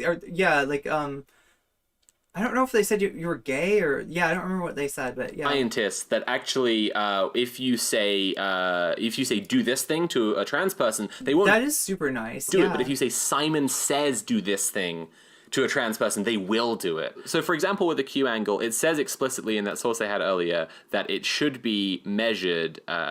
Folded to play Dochi and join Squid Right now, Game. but it should be measured when standing or laying down in a stationary position. Is the point? Even their drawing here is done like a little hip Like, jaunty you're laying pose. down, It doesn't even yeah. whatever. And they are drawing lines on. That's what I'm talking about. This is such bull. Look at that. Do you see how the perspective is warped because it's a picture? To pictures of Keanu Reeves walking to prove that when his legs are crossed over, it's kind of like that. So that's the Q angle, you see? He crosses his legs do you when he see? walks. When he walks, he puts one foot in front of the other like a woman does. And then the other thing they claim is that women swing their knees out when they walk because of their larger Q angle, putting their knees closer together. And so they get alternately pictures of men with their legs crossed over from walking and men with their legs wide apart from walking, and say both of these are evidence of a secret trans man. It's I would very love to see cool that and normal. translated into like an the animated folding walk paper game, cycle yeah. where their knee just like fucking pendulums back and forth. Yeah. What I find particularly funny about this one is this picture of Keanu Reeves carrying what is obviously a heavy bag down some stairs. And like, it says, try this at home. I just wonder, like, what is their explanation? Like, cause like that's what I wonder. Like, so like like that like Hollywood is weird, trans people are weird, lizard people are weird. So it's all the same people, but like I don't know what are they saying that like that you only get to be part of Hollywood if you're like, if you undergo like transition, or is it that they think that like people that transition get a better shot at Hollywood? Like, how do they explain this? Why are there so many? In other words, why are there so many trans people in Hollywood? Transvestigators. Why does this happen? What is the purpose? What's the meaning of this? And do I even want to know? And it's probably something anti-Semitic. If I was to guess, it probably is a rabbit hole that leads to Hollow Earth and anti-Semitism. And yeah, that's true, actually, chat. They discovered Hollow Earth. Like, they drilled down. They finally discovered Hollow Earth, and they looked in there to see what was in Hollow Earth, and it's just a bunch of anti-Semitism. It's literally filled up with anti-Semitism. That is what's in Hollow Earth. Okay. Which is just like pure liquid anti-Semitism. My band opened up for Keanu's band in 1997 in Vancouver. Nice. Look, Chad. Equals walks bow-legged Texas style. Yes. They didn't use the sad Keanu montage of him eating a sandwich. Try what? It's the ultimate power. But also pathetic. Oh yeah. That cognitive dissonance that you identified, Sabrina. Yeah. Why cannot the surgeons that can give Harry Styles his trademark masculine face, why can they not get in your femurs and adjust it and twist it? It's one of those absolutely classic features of a certain kind of ideology where your They hollowed out the earth and they poured their anti-Semitism in. I don't know. enemy is both That's where they stored it all. very, very powerful because they can convert every celebrity and politician in the world. Yeah, that's what I'm change their wondering. genders. Yeah, but they yeah. also can't quite do the thing. Like, this is the tell. Right. This is how you know. So Yeah, it's because they like should be able to. Yeah, why don't they just like holograph these people or something, or just like fucking edit their DNA, or like, you know what I mean, make it so that nobody can tell if they're really the super hyper competent lizard people. You know, this is like, oh my god, chat, this is like so much. Like, I hate to keep making this all about me, but there's fucking parallels here. Either I gotta be really bad at some things, and I'm really, you know, like, you know, I'm leaving my mic on, you know, with the hot mic incidents, but I'm also super hyper organized and competent, and I got folders and I keep them organized, but like, it's like, it just doesn't match up. You know, if you actually look at what's being said, you got mutual exclusive, mutually exclusive, mutually exclusive, mutually exclusive, and that is a sign that you're reading some bullshit. Shifting rhetorical focus of some kind. No matter who the target of this bullshit is, right? Yeah, it's something like that. It Already is non-trans a- at this level and above. Dale A1 is asking the right questions because Bevy112 has pointed out Supreme Court politicians. Was Jules Verne aware of the anti-Semitism? I don't know how long it's been associated with that, right? Does anybody know? Was this like a H.P. Lovecraft thing, or Mike Pence, right? Right. Yeah, and really even, fucking really. I wish I was that sharp. Damn, I must have gotten my ADD solved, Melania right? Trump apparently is. But why am I always so spaced out on stream then? Does it make sense? No, it doesn't make sense, right? I was dancing, but somehow at the same time I was making alts while I was dancing. This is actually something that I got accused of. Like, they identified an alt, they showed us when it was made, they got Amazon server data, and they were so proud of it, like, see, we got it right here. And then DST just goes in there and is like, oh really, this exact time? Here, let me find that on her VOD, because guess what? She was streaming at the time. What was she doing though? She was dancing! She was motherfucking dancing! That was when the harassment stopped, because I suspect someone that you're going to be hearing about very soon got their hand caught in the cookie jar, and she didn't want to get identified as the person who was actually accusing me of doing what she was doing. That's cool. To me, What is and this my picture community. of an orangutan doing here, Bevy? How did... Wait, what? Does Did I miss Bevy know something? that Bevy. Who's female Bevy? orangutans also have long arms? Anyway. I'm thinking you're being generous by suggesting that she knows there are female orangutans. Chekhov's dance moves. She thinks they all pop out of the earth like dwarves. And Dale A1 is asking, are there any non-trans at this level and above? And Bevy... That's the real question. That is the question. Do you know what I'm saying? When I say that's the question, I mean that is the thing that if you haven't figured it out yet, if somehow you haven't figured it out yet, this should cue you. Not cue. This should wait. Am I doing it right? This should cue you right into what's actually going on. You know that like, wait, you know, like, so there's no non-trans people above a certain level of, you know what I mean? This is the moment right here where it's just like the tide the tide breaks against the waves break against the shore, and the tide rolls back, right? It's like there's just like, okay, you took it to its logical conclusion and it's batshit. It's pure 100%. What is it called? Guano? What there's a name for like batshit, right? He Isn't says, there? I haven't found any It's like yet. it's like a commodity. Balderson. Once again, chat. Once again. What the fuck is? It's really called. Okay. Anyway, I'm not gonna laugh at the name of the cheese. I'm just gonna get past this. Sorry, it won't happen tomorrow. I'll have it fixed by tomorrow. Hopefully. I better have it fixed by tomorrow.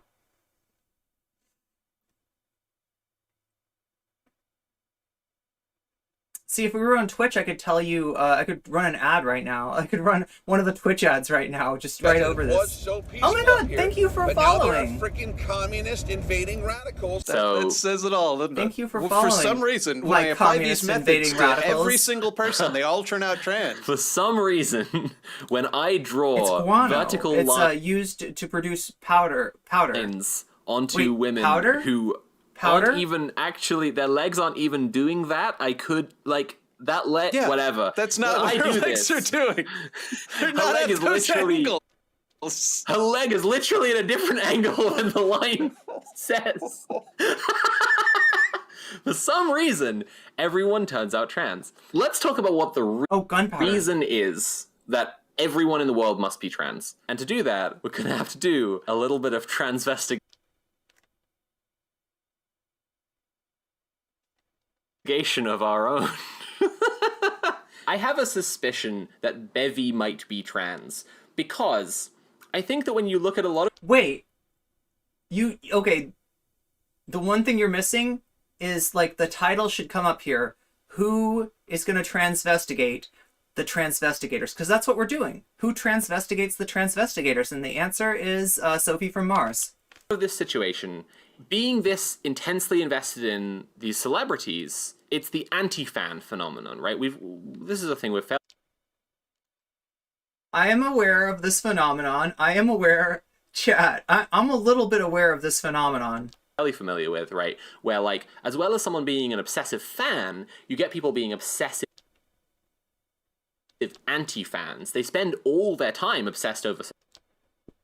That's true. That's true. It's hard. It'd be hard to stream in a state like, you know, with that much obsession, right? Certain people, in this case, just everyone in the public eye. In Bevy's case, Like I am to the quartering. why, Bevy, are you so obsessed with everyone being trans? It's, you know, I think there's an interesting question there. You think then it's like kind of a cope? Like, I want to believe that all of these cool people that I like are trans so that I can feel better about, like, my own feelings? Or When I was researching for this, actually, my girlfriend pointed out that in the Keanu Reeves thread, the first bit of it is like, we all start off female, and then when the Y chromosome comes in at this point, that's when the thing starts. And it's like, that kind of sounds like wishful thinking. and to support that theory, when you read that part aloud, I was like, yeah. I won't... Trade obsessive anti-fans for obsessive anti-fas. That actually might happen. That actually might be in the cards coming up here, right? Because I've noticed a weird little phenomenon. Okay, so when they did the dossier thing about me, right? The idea was that this, okay, you put a bunch of big names in it, and all these narcissistic, you know, debate bro streamers are gonna cover it. So you get eyeballs on it. It's about the only way. They kind of hacked the narcissism of streamers, right? Which is, you know, that's real. There's a correlation there, right? There's a correlation, maybe even with me, between, you know, narcissism and like streaming, right? You know, like why do I think people want to hear my voice, right? I don't know. But like, so, you know, you do that and you get it covered. You get eyeballs on what you're doing. And this is dwell on that for too long.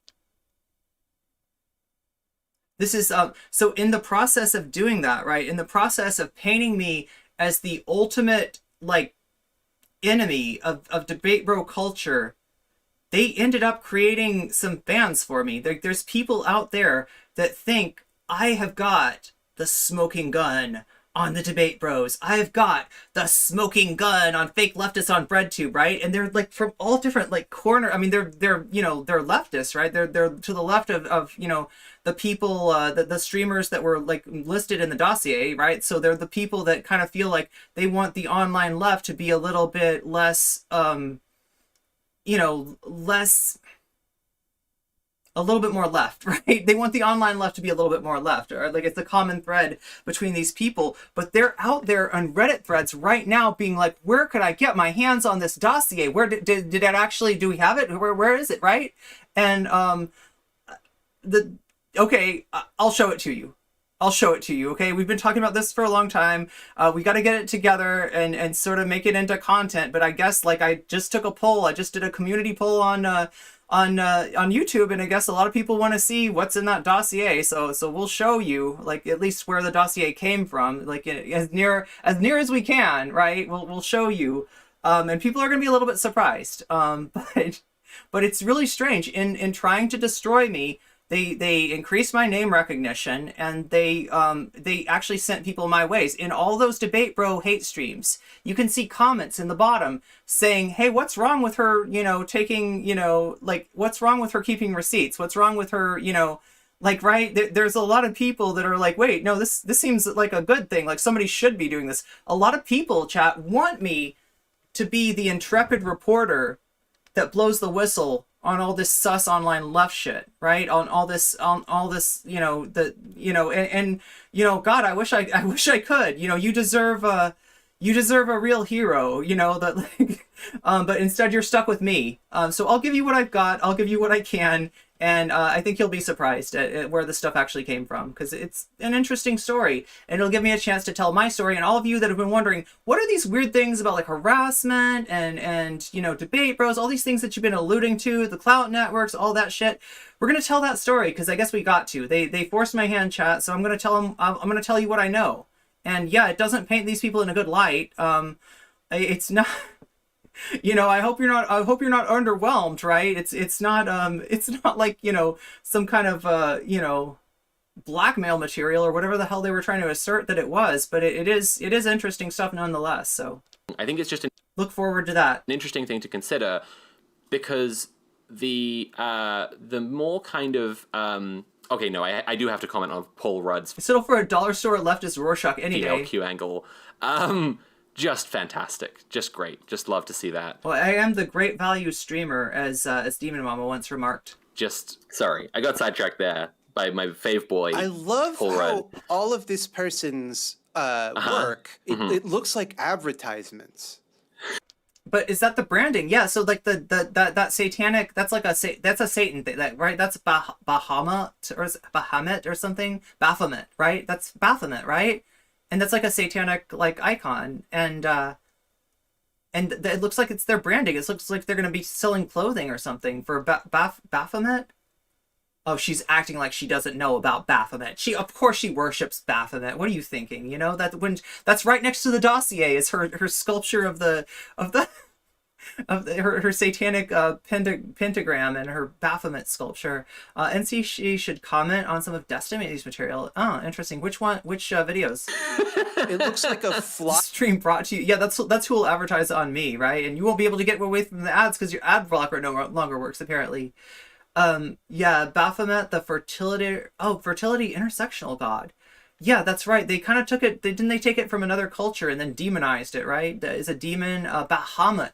Oh, I'm thinking of Bahamut from Final Fantasy. Okay, that's different. It's the dragon. Fire for like. Wait, so there's no connection between the two? Act now, get your. Wait, Tiamat's a satanic thing, right? Male, female, Paul Rudd. The use of blues and I'm more of a Beelzebub kind of gal. Wait, what does Beelzebub look like? pinks that are supposed to be obviously connoting gender. You got an ad before the stream. But it's was it for Dollar General? all in a very kind of hyper pop, hyper femme way, and then there's just Ooh, hyperpop.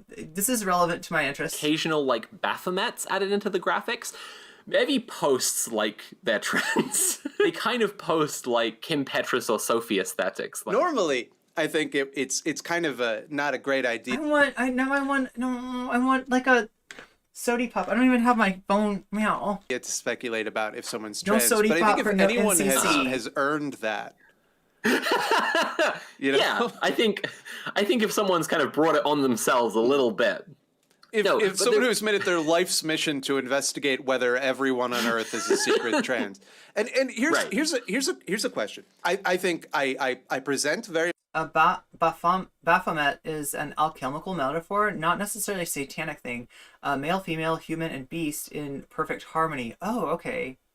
Interesting. Yeah, like if you look at the history of this stuff, like, right, oh god, what was his name? Like Benvenuto?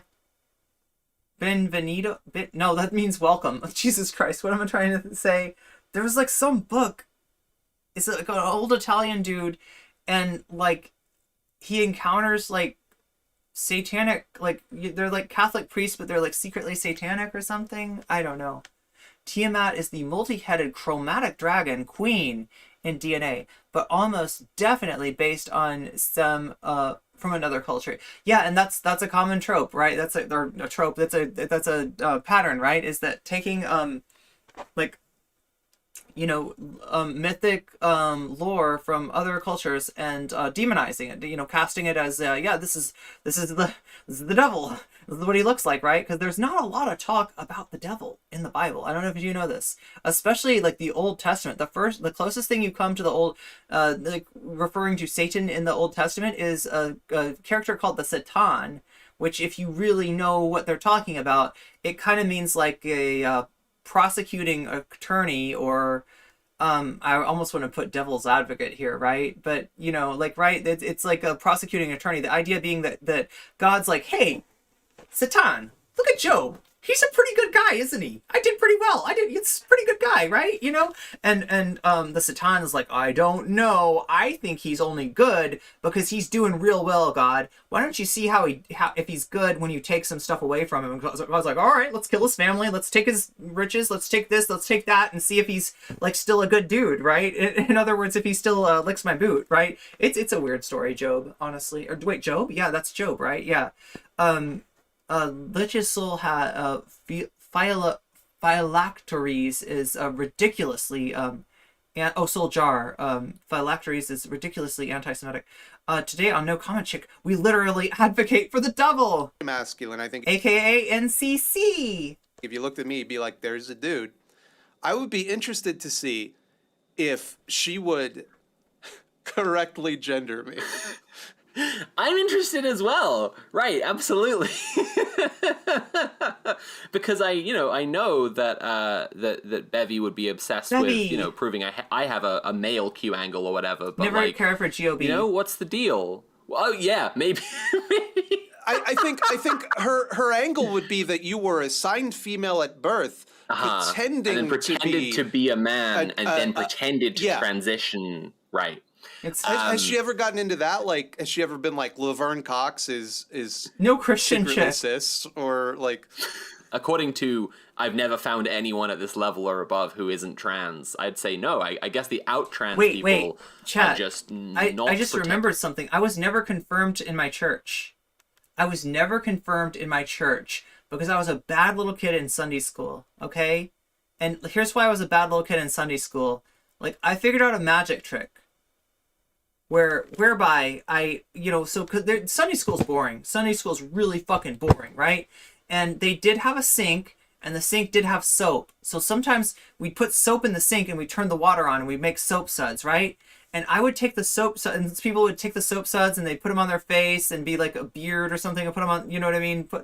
They do stuff like that. But I would take the soap suds and I'd hold them in my hand, chat, and I'd go like, and you notice when I'm doing that, like, look, I'm blowing on the microphone, right? I'm blowing, right? So as I'm going, I'm blowing. So I basically blow all the soap out of the way as I chomp down on it. And by the time my mouth chomps down on it, there's no soap there. So I'm actually not eating it, but it looks like I'm eating it, right? So it was a magic trick, where it looks like I'm eating. Well, unfortunately, chat, it was too convincing. And the Sunday school teachers thought I was really eating soap. And they were like, this is a huge problem. This little bad kid is eating soap. We can't have a kid eating soap in church. You can't have a kid soap. It's a bad kid. And the fucking preacher, they brought the preacher in. They brought the preacher to talk to me and be like, do you love God? I'm like, yes, I love God and Jesus. They're great. And like, do you really love God? Because like somebody that loves God is not going to be eating soap. They were telling me that I was fucking evil because I ate soap. And maybe that's why all this garbage just tends to stick to me, just tends to get thrown at me, right? And I just sit there and get gaslit by it, right? Am I a bad person? I don't fucking know. Oh my God, chat, because all my life I've been told I'm a bad person. But I swear to God, when I look at it, it's all innocent sins. It's all innocent sins. And for these innocent sins, I get to suffer eternal punishment. Just like a certain JRPG character. Ending for some reason. Lamentations of Job is just to illustrate that bad things can happen to good people. Oh yeah, because there was a Deuteronomical principle or something before that said that, if you're good to, then God will like reward you. That's where some of the prosperity gospel comes from, right? Where they'll say that like rich people are rich because God likes them, and if you're poor, it's because you're not doing right by the good old Lord. So get right with God and you'll have lots of money, right? So yeah, it's some bullshit. It's actually very anti-Christian. If you look into the roots of Christianity, it was a poor people's religion. It was a religion of immigrants, right? It was a religion of minorities in Rome. And so it's really, in a way, they took a religion, they took a mystery cult, let's just call it, a mystery school even, and they bastardized it. I have to back up and think, Well, they are just really obsessed with celebrity. Rich people often say they're blessed. Right? That's a really observable thing here. Billionaires prove that only good things happen to good people. Betty Yes. White is 99 years old and 3 months away from 100. Please provide her with national security. All just for blah, blah, eating blah. We soap. love I was her. evil. And Bevy says, we love her. The devil made me do it, chat. The devil made me do it. No, Oh, we God loves don't. me. When I witness God loves me, meow. celebrity worship, it embarrasses me. How are my fellow human beings so pathetic? Bevy is obsessed with celebrities. Like, super obsessed with celebrities. Incredibly obsessed with celebrities. And I think there's something to bring back around here, which is this idea that conspiracy theories mirror intergroup social conflicts. And what? Wait, could this be true about with the conspiracy theories about me? Intergroup social conflict leads you to this kind of posting. Satan owes you $40. We genuinely do live in an era of declining Set religion. out running, but I take my time. Right, where more and more people are atheist, and in its place, people do genuinely worship celebrity. I'm not saying this with a moral judgment, I'm saying this is an observable historical fact. And I think why do all these outriders want to go back to Roman times, back when men that were warriors would openly train younger men to, and even have sex with them as long as they were the top, the person of higher station was the top. The intergroup social conflict we're seeing here with the Transvestigation. A lot of QAnon obviously is explicitly a dominionist, far-right Christian fascist movement. And I think it's interesting. They just didn't want you to eat soap. It's harmful, but yeah, they should have looked into it and found out if I was actually eating soap. You know, to see people like Bevy, who Bevy finds themselves. What I'm saying is, if you want to accuse somebody of something, you better make sure it's true, right? Because you gotta know how it looks to an innocent person that you're accusing of something that they know that they didn't do. You've got to think about that. You've got to think about how you look to that person, right?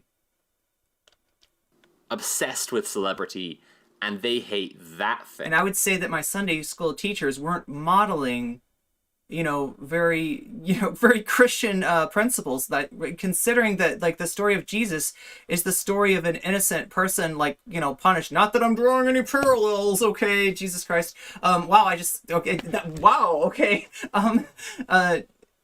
D&D creator was actually a WASP bastard who's followed QAnon today. Oh, okay.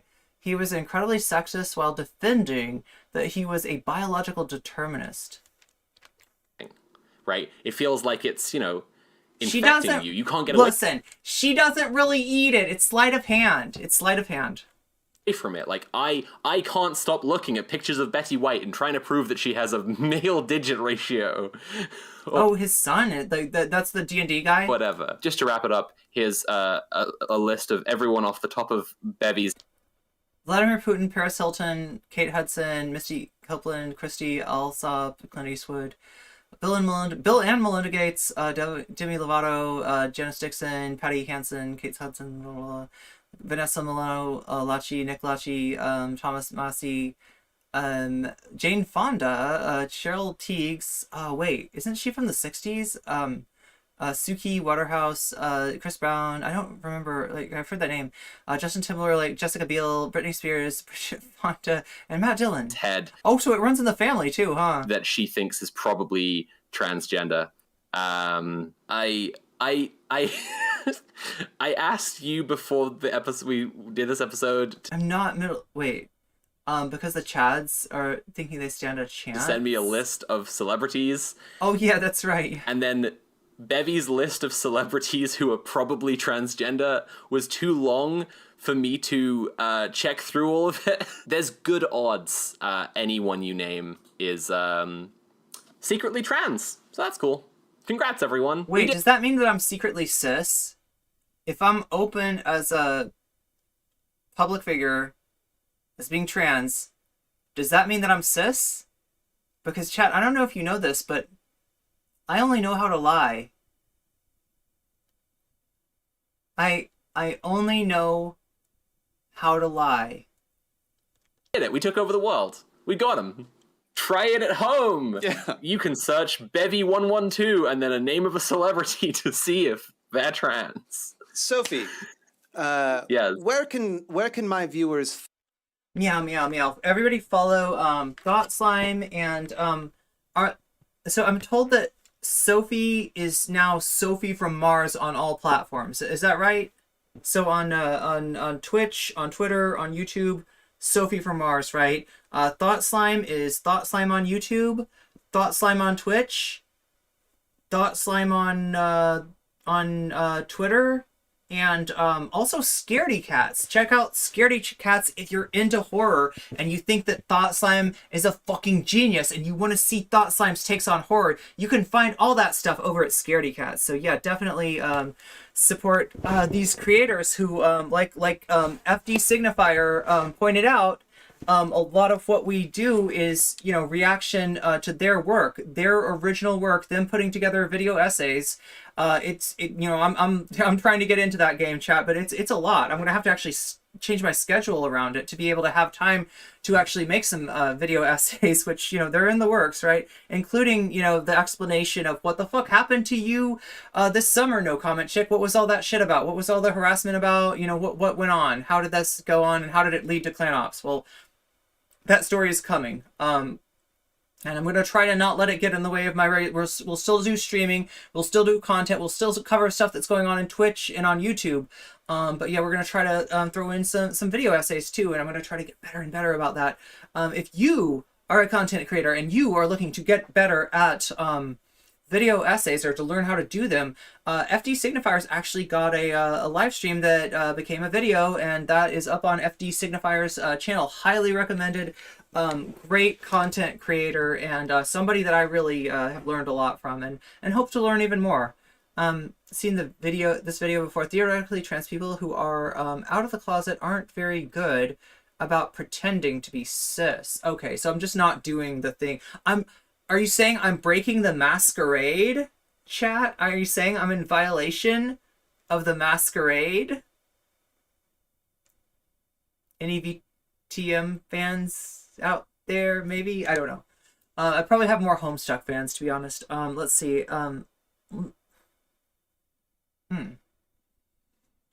And chat, just if for anybody asking, I've played VTM one time and I got fucking bodied.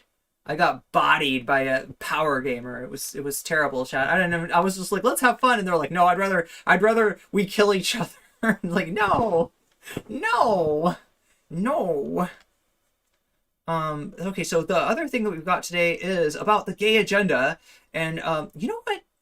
Should we watch this gay panic video about Superman? Do you want? Okay, chat. What do you think? Press 1 if you want to watch more Thought Slime. It's a video about Superman and gay panic. Press 2 if you want to move straight on to Bad Empanda and do that first. Which do you think? Only murder in the game stream. Yeah, Homestuck. Homestuck is so, yeah. The Irene balls, oh my god, okay. 1, okay, so wait, what was 1 again? One is we watch the Superman thing, right? Okay, so 1 for the two, so 1 vote for Bad Empanada, 2 votes for Superman. I should have just done this as a poll, or I should give mods. I wonder if I can give mods the permission to do polls on my behalf, because then we'll get some really funny polls that are just making fun of me. It looks like we got a lot of ones. Okay, so we're gonna move on to do the Superman thing next. And since that's probably part of the gay agenda too, and then we'll do the Bad Empanada to end up. And make sure to stick around for that, okay? Because that's some really interesting stuff. There's this controversy of like white leftists trying to impose the word Latinx on Latino people who don't want it. But that's actually not what's happening. That's actually not where that stuff came from. And the actual story is. It involves LGBT people in Latin countries, right? And anyway, Bad Empanada explains it better than I will. So isn't Superman an alien? A Galian, actually. A Galian. Let's break out that pink kryptonite. We'll do that. Let's go. Let's go roll right into Superman, okay? And roll right into an ad. Awesome. Okay, so we're gonna do this again. Do this little song and dance. Meow, meow, meow. Meow, meow, meow. Play some copyrighted music while this goes on. Just kidding. Just kidding, YouTube. Just kidding. I would never do that. Copyrighted music, meow.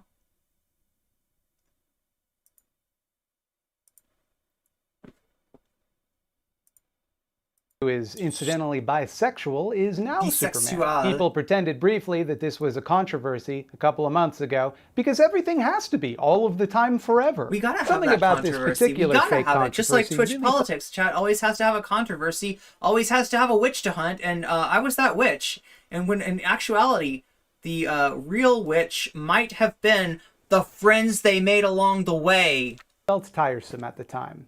More so than the normal amount, all of it feels tiresome. Literally. In the comic he is bi, he isn't just like some dude who suddenly is into men. Every person that brought this up did so with a reflexive discomfort. Do they actually have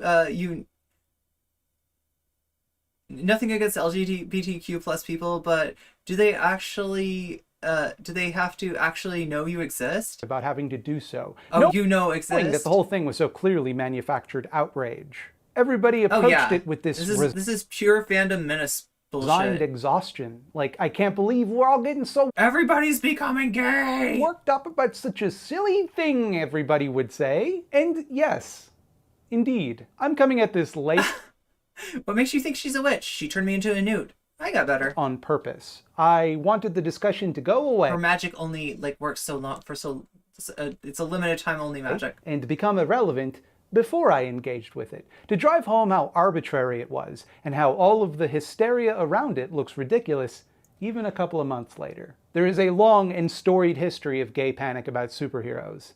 In 1954, psychologist Frederick Wortham published the book Seduction of the Innocent, arguing that comic books contribute to juvenile delinquency. It's one of the most Including seminal moments in comic book homosexuality, history. It's apparently. basically the reason the Comics Code Authority existed. It got comics horribly censored, blah, blah, blah. It's more or less why superheroes have dominated All the right-wingers are acting like he suddenly likes men out of the blue, and it's not like that at all. the medium ever since. Which is ironic, because Wortham Everybody's also gay. argued that superheroes like Batman and Wonder Woman yeah, right? were terribly gay, which, like most nerds at the time, he thought was bad and a mental disorder instead of normal and a way people can... Oh wait, Knights of the Holy Grail. Wait, is that the one with the knights that say knee? Knee? I know I've seen parts of that. The Holy Hand Grenade and all that stuff. be. Jokes about Batman and his think I've alleged seen- sexual I thought I relationship saw with it. Robin in particular have been going on since the character's inception. It's a joke which I have always felt says more about the people what's up, making Logan? it than the characters themselves. Oh, wait, never do you think mind. a man and a boy I'm cannot talking be to a alone bot. together without having sex? Do you Chat. think men cannot Mods, raise can you take care of the children? Are you okay? Is everything okay? Also, some people have Yes, framed this in a yes. positive way in So depictions good. where Robin is a young adult instead of a child. Blood for the blood Famously, god, Burt Ward, who right? played Robin in the 1960s Batman TV show, thought about it this way. And you're gonna have a hard time convincing me that Oh yeah, Batman is hella homoerotic. I'm imagining the subtext in Joel Schumacher's Batman. It's not always a cheap shot joke. Hella homoerotic. Sometimes there's substance to it, and sometimes it means something Ignore the present. Yeah, what is it, John Cleese? important to people, and I don't want to take away from that. Sometimes, though, it is very much a cheap shot joke. Like in the 1990s, SNL had a recurring Oh, sketch yeah. about Oh, the my God. ambiguously gay duo. A parody of Batman and Robin, except get Oh, that was Saturday Night Live? this. This is gonna make you laugh. They're I've gay. seen those, but Like sometimes they do stuff, and it's not supposed to be why did I think it was like Adult Swim or like what was it? Like I thought it was like Robot Chicken. Adam West is the true Batman. Changed my mind. gay, but the way they say it, there's like gay subtext. That's the joke. And although Marvel and DC Comics have had many non-hetero John Cleese is such a disappointment. superheroes, Iceman, North Rich guy with a young boy as a sidekick that lives with him. Lamau. All he does is hang out with. Star, Batwoman, John Constantine, to name just a few, it seems that making a superhero that anyone, anywhere, ever has actually heard of visibly queer struck a nerve in the complainosphere. Conservatoid pundits served up some truly miserable bigotry on this. And I totally understand why someone would see their bigoted nonsense and feel compelled to respond. You can't just let them say bigoted shit without pushback, because that normalizes their bigotry. Even though you realize, obviously, they're just trying to drag you into yet another culture war battleground about useless pop culture ephemera. We can't ever move forward with any conversation ever, because anytime we try, they just get up there and they're like, oh, fucking the woke skulls are saying that George Jetson is trans. The woke scolds chat. Maybe I'm with the woke scolds. Shut the fuck up. It does not matter. Fuck. And an ugly, cynical part of me, because I'm feeling a little bit politically homeless right now. Not like really politically homeless. Like I know what my ideology is. Like I'm not questioning that at all. But like I just like I feel like, you know, there's some really toxic elements on the left that are all about weaponizing, you know, vague notions of that are all, they're kind of like taking out interpersonal conflicts on with, you know, by co-opting like social justice language, right?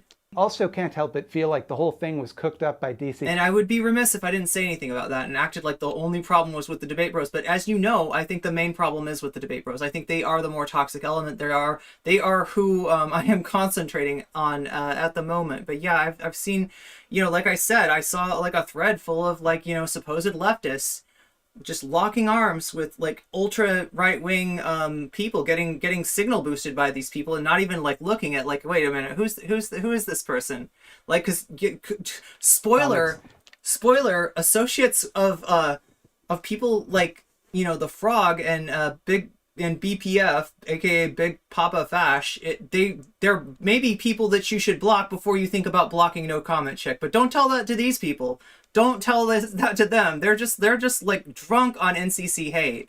To generate this exact reaction, to get a bunch of weirdos mad so that people like me would, I don't know, buy the comic. Missing a label, that's a marketing failure. Imagine how much money you could have been making. Yeah, as Queen of the Woke. I am like a Zerg queen, right? Get revenge on that? I do have alien babies in me. Or to I need to lay eggs in everyone and anything, right? I need to slime the halls and like lay my eggs in people. Show support for bisexual people? That's ultimately reductive.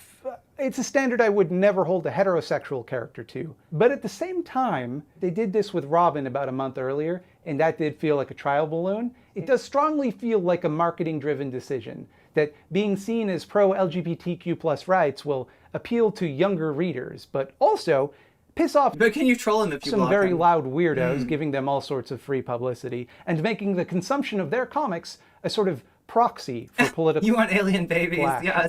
And don't get me wrong here, I think it's a good thing, I think it's both sick and tight, that queer young readers can see themselves represented in mainstream comics, especially with aspirational characters like Superman. When I imagine some kid struggling with their sexuality out there, feeling all alone, and then they crack open a comic book, and there's the best guy, the strongest, best guy, and he's just like them, ooh, that tugs at the old heartstrings. That warms the cockles of my cold, dead heart. Absolutely.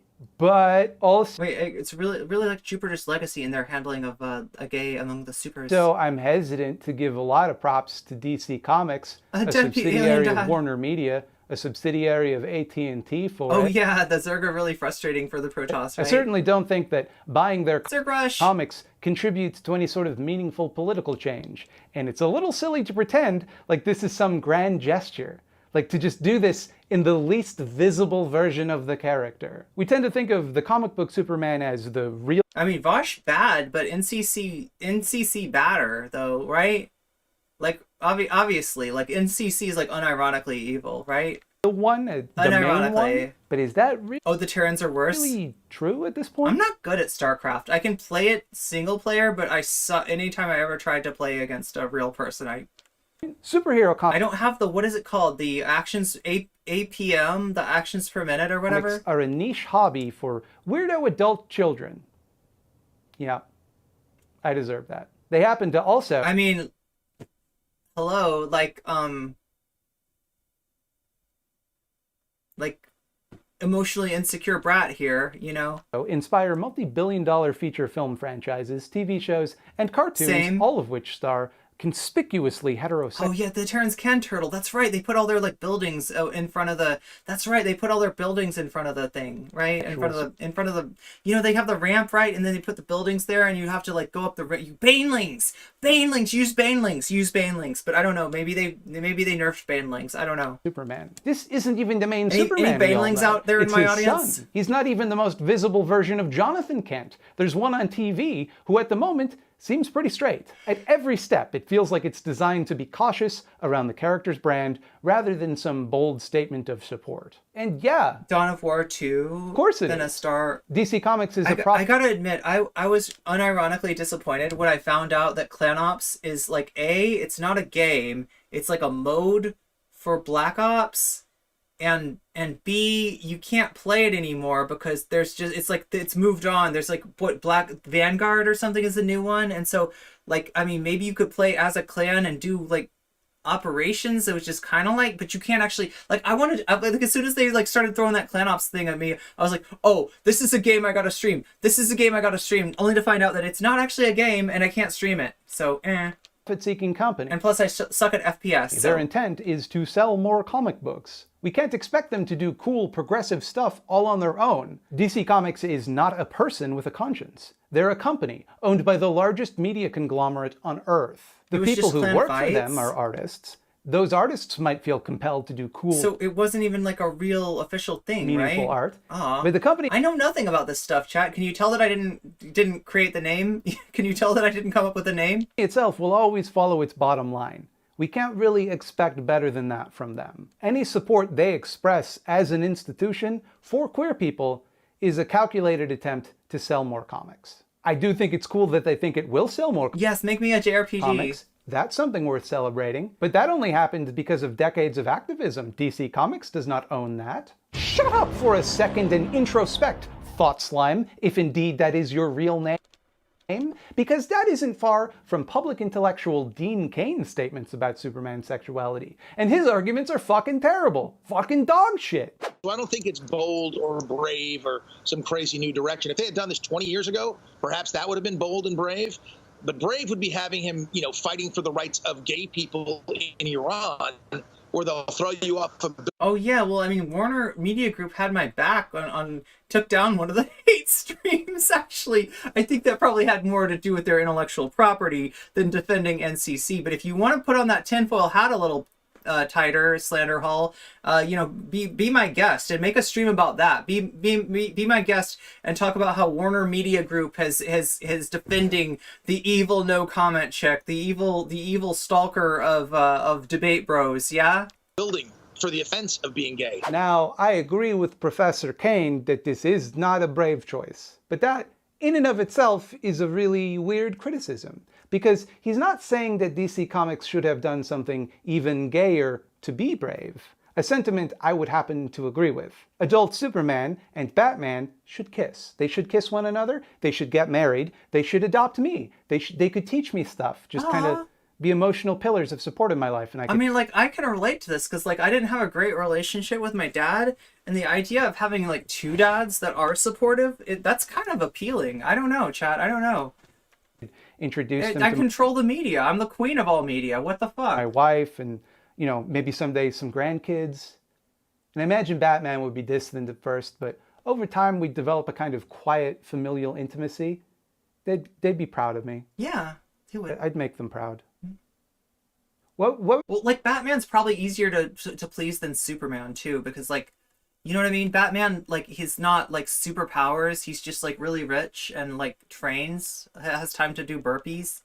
I'm the princess. I'm the Himidere princess of all medias. Yes. Dean Cain's Dean complaint isn't even that he's not impressed that this is overdue or no longer a big landmark thing. His complaint is specifically that it isn't brave, that it didn't take courage to make Superman bisexual, and therefore... It almost sounds like he's making an argument for having done this earlier. Or it was not worth doing. To which one should ask, why does it need to be brave, Dean? It would also not be a brave choice for... Wait, do you only do brave things? Is that what Dean Cain only does brave things? Only does... If it's not brave, if it's easy, he doesn't do it, right? He only does hard things, he only does brave things, he only pushes the boulder up the hill, never down the hill. Batman is just a rich white dude, and it's pretty smart. Batman turns his kids into child soldiers. You can jump into League of Legends games versus the AI. People will be puffing themselves up and pooping on their players, just like Tyler won. On other players, yeah. Jonathan Kent to be straight. I'm like hungry, chat. Why am I so hungry? Like, when I was feeling like when I was feeling like bad and stuff, like I didn't want to eat anything, and now I'm like hungry to make up for it or something. Or for his sexuality to be left ambiguous. It's not a brave choice for him to wear a cape and a big S on his chest. Superman always does that. Brainiac Caniac seems to be suggesting that the only reason to involve a queer character in a story Get something to eat? is to deliberately agitate for queer rights. Once those rights have been secured, or just agitated for sufficiently, it is no longer necessary to have queer characters in media. Eat right In now? other words, the inclusion of queer people in fiction Meow. can't happen merely to Meow. reflect reality, Meow. where indeed many people are not I'm just afraid an heterosexual. ad will come it has on. to be If I- justified by some I'll get greater an ad. political need. Queer people can fight for their right to peacefully coexist with straightos, a right they are Ooh, is fundamentally Batman better in entitled bed to. than But once Superman? they secure it, they should quietly stop According to Wonder Woman, yes, Superman is too much self-conscious about hurting her. Ooh. existing. It's no longer Everyone and, forced me to hey eat. Dean, that's a NCC pretty fucked up hungry? double standard. Aw. Dean, I know I'm you're glad you watching, care Dean. about me, Obviously, hetero people have hetero rights. It's nice to Would have Dean people Cain that or care anyone about else you. have felt the need to speak up if Jonathan Kent had a girlfriend? I don't see what's so brave about Jonathan Kent having a girlfriend. Why, Superman's been kissing Okay, girls wait. for a frog. I'll see if I can. And it I'll see if I also can make kind something of happen. assumes that the fight for LGBTQ plus equality Do I need is to leave you with over, Vriska? while also ironically Vriska? kind of demonstrating You know it that the is second very I much leave, not. that ad's gonna come. Now, the Canester second is I a pretty leave. outspoken conservative. He loves Trump, wants to kiss Trump directly on the butt. He's the board of directors for the NRA. He's a reserve police officer. I don't want to imply, therefore, that he is a homophobe. I do not think all conservatives are homophobes. But they're more comfortable with homophobia than normal people. Like, they're more likely to be homophobes, obviously. And if you're a conservative and you disagree with that, no, you don't. Come on. Really? You're just doing that to be difficult. Cut it out. Now, probably what is happening here is he needed to find a way to criticize this to maintain his conservative bona fides. Pureflix, the Christian Netflix, which is exactly as fun as that sounds, probably isn't gonna hire him if he's seen to be too pro-gay. But on the other hand, if he goes full homophobe, he'll lose his thriving Hollywood career. You're not gonna be a guest star on Supergirl, a show whose creator is openly gay, if you're an overt bigot, except Kevin Sorbo got to be for some reason, so who knows, maybe you could? The important part is he had to be seen condemning this, without condemning anything about it, because that might get him in trouble. So he just said some shit out of his mouth, like he just said words, that when arranged into a sentence gave the impression that they were negative, but didn't make any logical sense in context. That let him dodge having to express a genuine thought. Read his statement one way, it seems to express a support for queer activism. Read it another way, it seems to suggest that the existence of queer people is itself a form of activism, and that therefore, queer people are all serving an agenda. This is one of your classic choose your own Deans. What do you want Dean to be saying? It can be anything you like, because he's a coward and too scared to tell you. When it comes down to it, that's all this controversy is. A chance for everyone to affirm their commitment to the side of this argument that was assigned to them by the gatekeepers of political culture. If you're a conservative, you should be mad. It should be important to you that 1 out of 1,000 versions of this fictional character you probably don't even give a slight shit about kisses boys and girls. And if you're a liberal, you should stand by DC Comics, a subsidiary of Warner Media, a subsidiary of AT&T, for the bold, progressive action of temporarily making one of their more prolific characters queer in a way that they can easily change later if it makes people too upset. That's called allyship. Allyship is when you support other people for profit. And I guess what I find so tiresome about the whole goddamn thing is it shouldn't be a big deal. It's nothing. This is nothing. It became a big deal because weird old homophobes forced it to be. But nobody involved in the discussion cares about the thing being discussed. It's a conversation designed to obscure a more meaningful conversation. We're all pretending that this is a conversation about Superman, the fictional superhero who wears underwears, when in fact it is a discussion about whether or not queer people get to exist. And that's kind of important, actually. My whole face hurts because I have a sinus infection. Okay. But I'm making a video. That was a good idea. I'm Whoever so had that dedicated idea. to content. Thank you. And also, I didn't make one last week, and I need the money. An Aeolus? Patreon.com/thoughtslime. Do people by ship the way. Hercules Go and there, Aeolus? see what that's about. It might surprise you. Even the desperate old homophobes can't pretend like this is some shocking thing anymore. Like it's I must so out eat of to place feed the zerglings. for a character to be bisexual. They might need That's why they milk. don't even try to frame their argument around whether or not They it's might okay need to be milk. queer. They know they've lost that battle.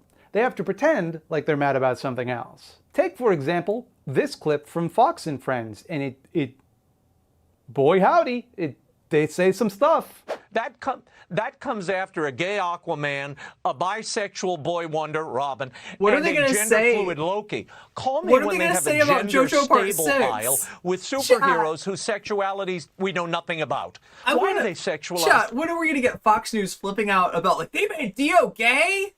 They made Dio Brando. How could you do this? How could you make Dio Brando gay? Superheroes? How could you make the priest gay? That wasn't in the manga. Yeah, they were in bed with Dio's shirt off just because they were hanging out as two bros. That's what it was. That's how bros hang out. You know, I was a Batman In bed.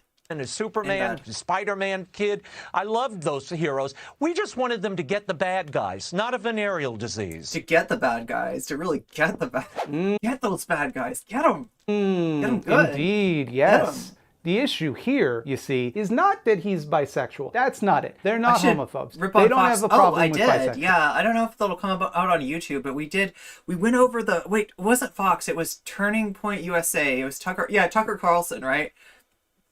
Tucker Carlson had an interesting night at, yes, oh my god. Dio gay in part 6? Oh my god. People. The problem here, and it's pretty obvious if you think about it, the problem here, what they're doing, the problem... Although to be fair, queer coding a villain is not really that revolutionary. Obviously. The problem, what they actually don't like, and what we all see the problem as, you see... That mayo-paced white guy has never read or seen Spider-Man anything. Is that what they're doing right now? Folks, they're sexualizing superheroes. Folks, when I was a kid, I didn't know what a genital was. I didn't know nothing about the Hulk's dick. I cared not what Blue Beetle did in the Blue Bedroom. How come they're making all of the superheroes? Comics never had romance. No superhero partners ever. Nope, never. You think Bruce isn't carrying protection, binders, and a fuck ton of lube in that oh my god, that's what that's for. Yeah, that makes sense. Now I know. Yeah, I just want to get Loki and him Loki and want to get Loki and make him a boy wife. Have sex with each other in every comic book, you know? You know, like when you read a comic... If Reddit made a cartoon? Book, like a comic book for children. Wait, are you talking about the red ape or whatever, the monkey, the NFT cartoon? Rated T for teen. Blue you know, Beetle and you crack Gold. open any comic book you read nowadays and... Crack it. All you crack it right open. See is hardcore penetrative sex. That's all they make anymore. I just want to see a comic book about Spider-Man fighting the big wheel. But whenever I open a comic book these days, Spider-Man merely guzzles cum. Every comic book I pick... A gaming training part? Wait, trains you to play games or trains you to make games? The Harley Quinn animation on HBO Max. Pick up today, it's just Spider-Man drinking gallons and gallons Only funny and of not cum. cringe. Yeah. It's unbearable. I can't escape my urges anymore. I can't escape my filthy, sinful desires with innocent, wholesome fantasy violence. Just, wow. Wow. Wow. Okay. Wow. I mean, that's intense. Batman's like, no! Like, Batman doesn't want... Wait a minute. Oh my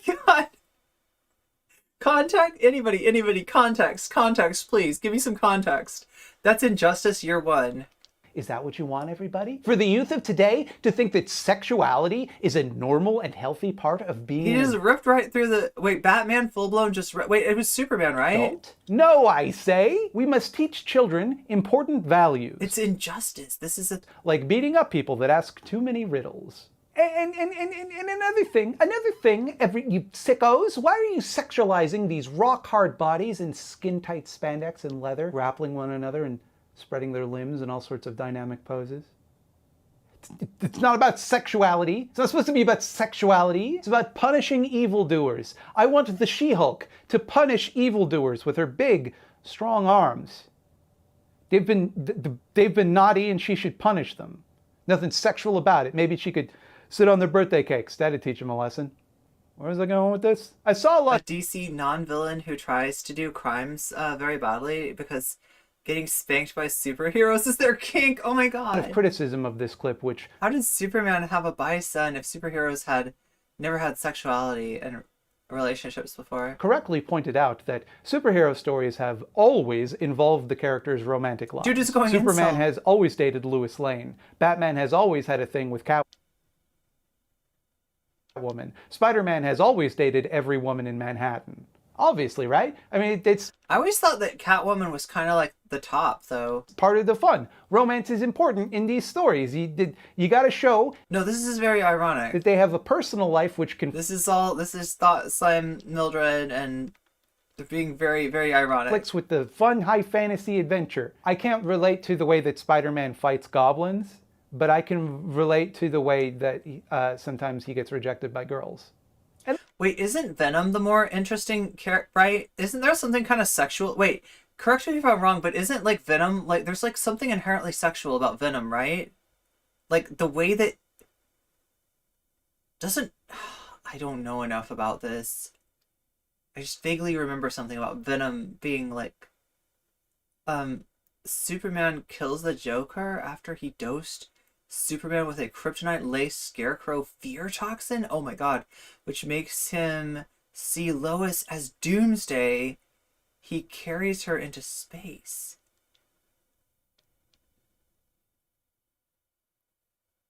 Catwoman is one of the best characters in the DC Comics. She has a heart monitor hooked up to a nuke. Yeah, somehow Joker got his hands on a nuke, and Superman also blows up Metropolis as a result of that. Yeah, Carnage is Venom and his host's baby son. That's true. I agree. But also, that response misses the point entirely. See, that response applies to what Raymond Arroyo is explicitly saying, but not to the unspoken assumption that a gay romance or gender nonconformity in general, for some reason, is inherently sexual in a way that cisness and heterosexuality are not. If Superman kisses a woman, that's normal. If Superman kisses a man, that's sexual. They love this one. They love doing this. This is how the argument goes. Being gay is a sexuality. No argument there, right? It's almost like they want to think that, like, reproductive sex, you know, or, like, you know, sex within the context of a marriage, like, that's not sexual or something, because God has sanctified it.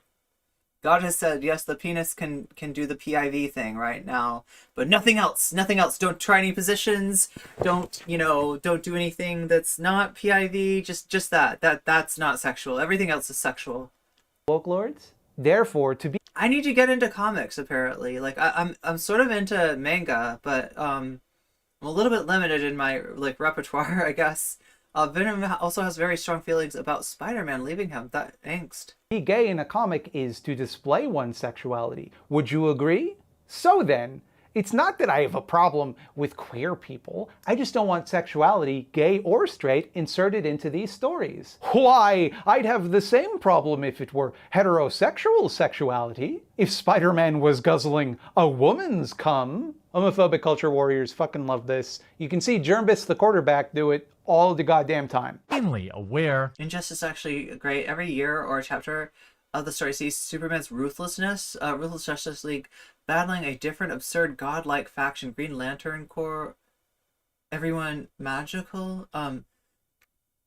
Conservatives always try to please how we fuck. Control how. Oh my god, the quartering. Oh no. Control versus sexes, and you control everything. On our honeymoon, my wife and me asked me what position I wanted. So I said, God Emperor. I think I know that's why we got divorced. Of problematic indoctrination. Unironic Steven. What? What did I just do? Oh, it's not me. It's okay. Sorry, I thought I did that. I thought I switched tabs on you. Of children in the same way that but unironic Steven Pinker, yeah, you have unironic Jordan Peterson sexualized TV characters. This dude doesn't read books. What are we talking about? And cartoons leading to rise in teenage pregnancy. You can also have the overrepresentation of certain ideologies and sexualities. That Ghost in the Shell provides great analogies, metaphors for trans and sexual fluidity. Oh my god, yeah. I've only seen Standalone Complex. I don't. No wait, I think I've seen the movie, but like I fell asleep during it in a way that, yeah. Anyway, I love how in comics Superman was clearly killing Batman's reason to be alive. That's why he was sad, maybe. Yeah. Now, what to do about Jeremy and his 3 gay dads that he talked about? Oh my god. Lead to a rise in other things. This is why we have things like trans trenders. Are there trans folks out there? Sure. Is there a reason you have more than ever right now? Probably. Because it's so freaking trendy. You get to be in Hollywood. If you that's all you have to do is say that you're trans, and they put you in Hollywood. They bring you right in. Feels like to me. Wait, like will propaganda. that work with? Can I get a job in Nintendo's like famous creative department if I like point out the fact that I'm trans?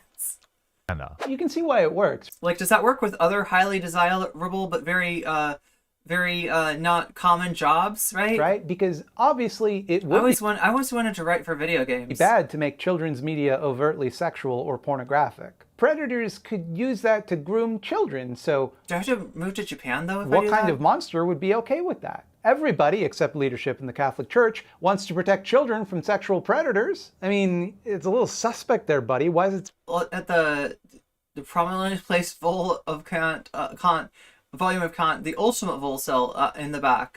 Yeah, there's something about the ideal of Superman going fascist before Batman that strikes a dishonest chord with me. so important to you that there's sex stuff in kids' media? That's pretty fucked up. It's pretty fucked up. And okay, sure, right. Thing is, though, there's no sexual content here, obviously.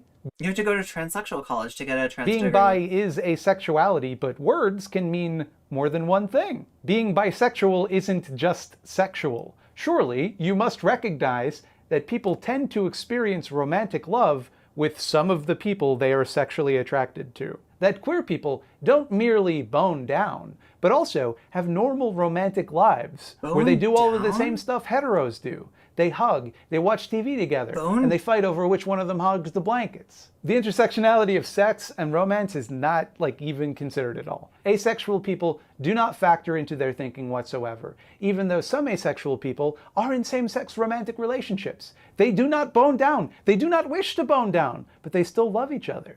And because of the way language works, we would call those people homosexual, even though they don't do sex at each other.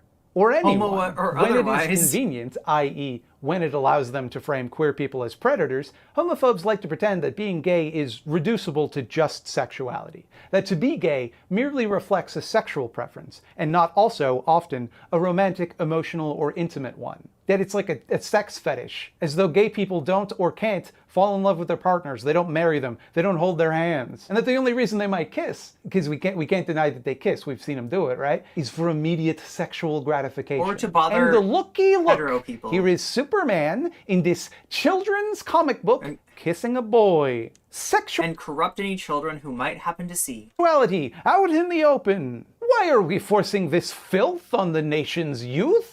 As I suspect the people pretending to be outraged by this realize, kissing can be sexual, but it isn't always, obviously. Wait, didn't people Jesus tend to kiss their somebody? children, which I would hope is not sexual. Politicians are out there kissing babies. If that he kissed the Grand Inquisitor. Anybody remember that? Anybody remember that scene? Anybody remember that hot homoerotic scene from Dostoevsky? That's a sex thing? It seems like it wouldn't help them get elected, actually. It seems like that would make them less popular. Hey, why don't you crack open a fucking Bible? Jesus is kissing dudes left, right, and center. Because kissing doesn't have to be sexual. It can just be a sign of affection to demonstrate the emotion we call... I'm sorry, I got like really... Framing queerness this way lets you pretend as though what's happening I'm more in these interested comics in is the sex stuff. They're eating each other's butts. I'm more interested in the Jesus X Grand Inquisitor yaoi, okay? That's just me. And doing foot jobs and That's stuff just like me. that. Even if it's not textual, even if you don't see a sex act happening on the page, the existence of queer people itself implies sex happening just out of sight. We are forced to assume, outside the borders of the panels, everybody is chowing down on hogs and puss. It's in the liminal space between panels, it's an all-you-can-eat hog and puss buffet. To sum up, Acknowledging gay people means acknowledging sexuality and therefore sex and therefore gay sex and therefore the wildest and most salacious stuff you can imagine. It's all implied. Therefore, if Superman kisses a boy, why, that forces the nation's children to picture them having the weirdest sex they possibly can, which is the moral equivalent of forcing children to watch pornography. Children, typically, do not know what sex is or why adults might like to do it. I don't think they would make that leap, actually. Assuming they did is a weird doublethink, right? Because at once children are these innocent beings who, without this corruptive influence, would never have to consider the possibility of sex. But then immediately, if they see two men kissing, they just spontaneously realize sex exists and that these two guys must be doing that sex and fisting. Fisting is the expression of intimacy or affection. Looking forward to the Venom Deadpool Spidey movie and its pornographic offspring, not gonna lie. Who remembers Jerry Maguire quotes, should seriously rule the world? Invincible, the comic, was constantly horny. Just like me. Just like me, I'm always horny posting, right? And I'm not always having sex. You think I like fucking have sex after every stream? God, I wish. Right? Right? That's probably why I'm horny posting so much. How did they get that? How did they figure that out? What is the weirdest thing? How did they do that? Weirdest sex I can think of? Wait, what makes sex weird? I'm trying to think. Like,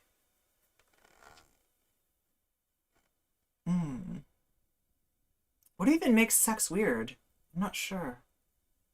It was interfemoral sex is probably the most, like before. Oh my god, chat. Do you know what this is? Have you heard of this? Lots of sex. Man on lady sex, too.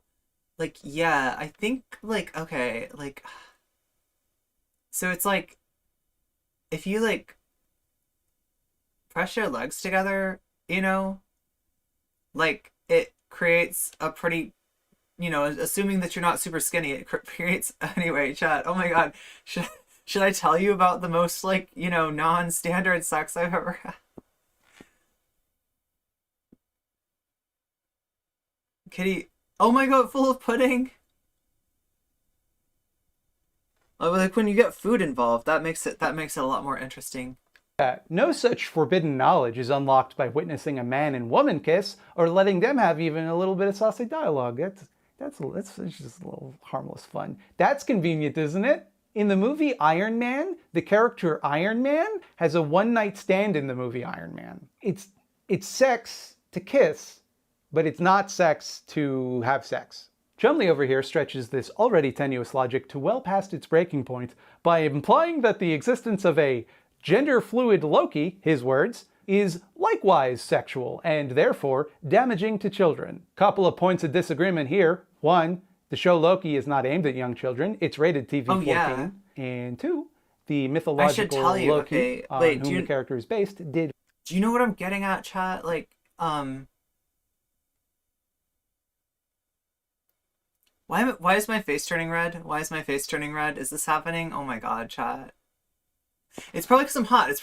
I'm just like, I just need to like cool off and my face will stop being red and everything will be fine. Everything will be completely fine. Okay, yeah, because there's nothing weird about like interfemoral sex, like, right? Of like, you know, like letting somebody penetrate like the area between your thighs without like penetrating an orifice, right? That's like not weird, right? Is that weird? Far more explicit. If anything, it's a little bit like vanilla, I guess. I don't know. I just like the gender bending. And here's a big one. There's nothing sexual about being gender fluid. It's certainly going to have an effect on your relationship to sex, as will everything on Earth, but it's no more sexual than being a dude or a lady, which presumably we have to allow people to be on television because otherwise, if people can't be dudes, people can't be ladies, and they can't be anything in between, it's going to be hard to find actors, my guy. And this is a minor quibble, but also Loki's not gender fluid on the TV show at all. He meets an alternate reality. Like, honestly, chat, I put this like in the same like I don't know. This is almost like something that you would do like before you're comfortable having penetrative sex with somebody, that it's like it accomplishes the same purpose somewhat without like without crossing that like boundary, I guess. A version of himself who is a woman. That's not gender fluidity. That's science fiction. Are you worried that this will inspire children to travel to alternate dimensions? Is that your fear? Loki also meets a version of himself. Wait, is that the reason that I traveled to alternate dimensions as a child? That is an alligator. I don't think the show was trying to say... like in a coming of age type, that Loki is therefore part alligator, you incredible dipshit. Loki is portrayed as bisexual, though. You could have complained... Birthed a six-legged horse in myths, too. About that. That would have been relevant to what you were discussing. But instead, you crammed in this thing about gender fluidity that is not relevant whatsoever. And I think I know what's going on here. Obviously, he thinks gender fluidity is sexual because of how badly he wants to have sex with me. And I get it. I understand his uncontrollable lust for my supple, delicious body. And you're just gonna have to take my word on this. I don't have any proof for this, but I do not base my sense of self on whatever is sexually appealing to Raymond. I feel like there's this weird like NCC zone where it's like you can both be like extremely like vanilla and like cautious, and like it's like kind of like hot and kinky at the same time. I feel like that's like my liminal zone or something. Oh my god, chat, are you looking at my liminal zone? I'm so embarrassed. Or men like him. There are plenty of ways to have unfulfilling sex without struggling to learn how to apply a cat eye. If we accept the logic that merely by being visibly queer, these fictional characters are, by virtue of their existence, overtly displaying... Sleipnir? Wait, I think I got that on SMT like DX2 the online like SMT game, right? I think I've got that horse. Yeah, all I remember about them is they got like haste on them, and so like if you want a persona that like attacks really quick, you put Sleipnir or Fenrir.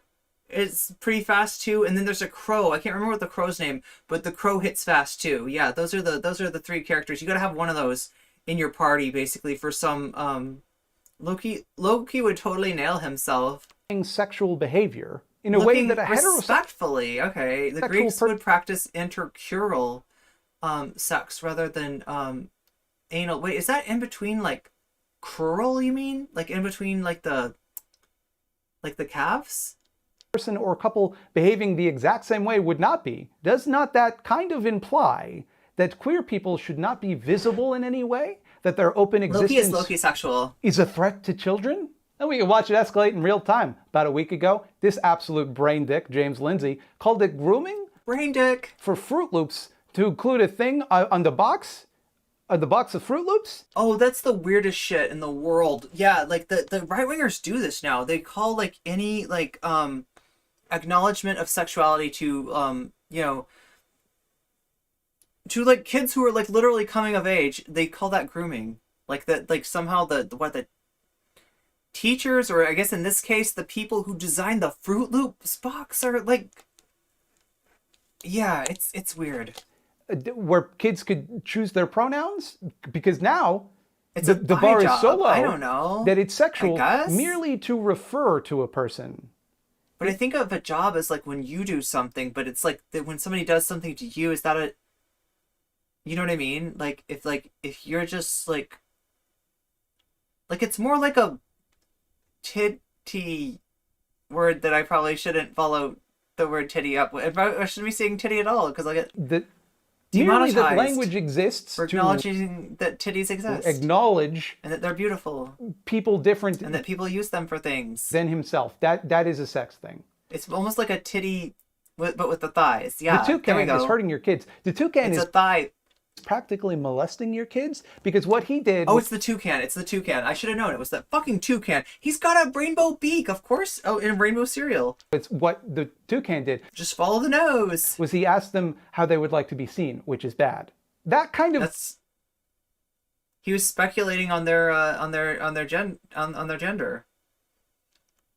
Respect is damaging to children. Bullying, though, that's good. It's good. Children need to be bullied. Loving and supporting children no matter what? Evil. Encouraging cruelty towards children? A necessary act. Based. That sounds like some morality you can take seriously. You can take that It's future morality even to the sicker, morality Mildred. bank. This is as steady as I can make my voice sound. I forgot to mention that also Kellogg's workers are on strike right now, and so in solidarity with them, you shouldn't eat Fruit Loops. Good no matter catch. how well the toucan respects your pronouns. Don't eat scab cereals, please. You can see why this topic is so tiresome, because we're forced to pretend like it's a discussion about some nerd shit that only big nerds like me care about. We're backed into this discussion which they're treating like it's this insidious conspiracy by queer people to predate upon children, but they're cloaking it in like a discussion about comic book canon. A very frivolous thing, which works great for them because they can say whatever shit they want, and the minute you're like, hey, that sounds like dangerous shit you're saying. Oh yeah, we they just have watched the immediate that. Yeah. escape of saying, oh, why are you getting so upset there? Yeah, Brixton, that was just before this segment. But it's just a comic book. Relax. Who cares? I don't care who Superman The fuck. workers, they got Kellogg's to make a new contract. Nice. I never did. Yeah, I heard they were actually really having trouble making anything, making cereal with the scabs, right? One who cared about what I Something do about care scabs about. and What I cereal care is just very not very deeply appealing, about is right? people attempting to stir up a moral panic which conflates being that's it. queer with child abuse. The ramifications of That's that it right extend there. far beyond what superheroes do in the world of imagination and harm real people who are already suffering and who really don't need this shit. But if you want to get into comic book canon, fine, let's do that. Anyone who's read Eyeball Man #1 knows that it's already canon in the DC universe that heroism and bravery are illusions, manufactured by the frail Eyeball human Man? psyche, which cannot withstand the all-consuming might of eyeballs. Eyeballs? Well, that's how it was post-crisis. I don't know if they've retconned that in Rebirth. Are they still even on? Hello and welcome to the Eyeball Zone. Here in the Eyeball Zone, we preserve small content creators, putting them in little plastic sleeves to keep them in mint condition by putting eyeballs on their work. Hey, Metal we've and had a lot of cookies fun and today, yeah, some haven't we? of that. I Sometimes saw some of these that. right-wing doofuses will do something fun, like get mad about comic books. Other times, what they'll do is they'll form a political party to kick Muslims out of the UK. In The Policies of Britain First, Taking Your Rights Away, Data Mail, the title explains it pretty sufficiently, I think. That's all well and good for lefty lumps like me and you, but Data Mail goes a step further by explaining it to a hypothetical Britain First voter in language that appeals to them and doesn't assume that they share our values. Like, even if these people are raging bigots, he can still explain to you that it's not even in your bigoted self-interest to vote for Britain First. They're bad. Mortals, you have displeased us, and we will bestow the eyeball curse on two this morrow. People are always asking me, what's it like to have an anxiety disorder? Well, sometimes one thing is you could do something that's like just altruistic in nature, like you're genuinely trying to help people, but then get worried that they'll be mad if you do it for them. I have wanted to eyeball BP and overthrow media for some time, but I was real up in my own butt about it, real up in my head. I don't know why. Which is why I was very relieved when BP sent me an email, because I didn't want to have an awkward conversation where I walk up to somebody and be like, hey, you mind if I eyeball you? Do you know what I mean when I say that? You gotta ask them the right way. Yeah, it's important. You gotta ask in the right way. Okay, so don't go anywhere. We're gonna check out Bad Empana's actually got a good video. Very good joke. Oh, that's terrible. That's terrible. That's terrible. Empanada. Empanada. No, Empanda. No, Empanada. There we go. Empanada. No, I can't spell Empanada. Empanada, comma bad. That's the best I'm gonna do. Okay. Oh, here it is. No, it's actually right here.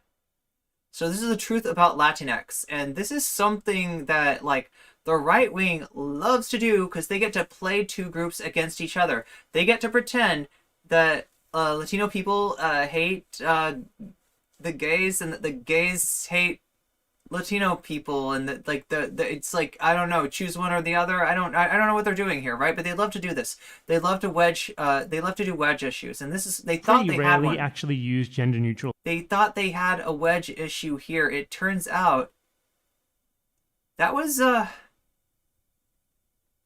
little bit sus. A little bit sus. So we're gonna play through the commercial without you hearing because it's still doing this thing.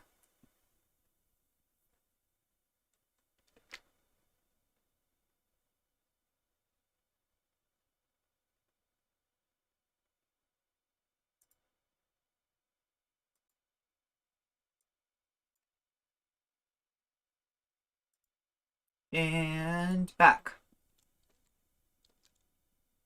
Oops, almost back. Almost back. Which is almost exclusively. Over the last couple of years, there's been a fair bit of discussion surrounding the word Latinx, which is almost exclusively. Well, like,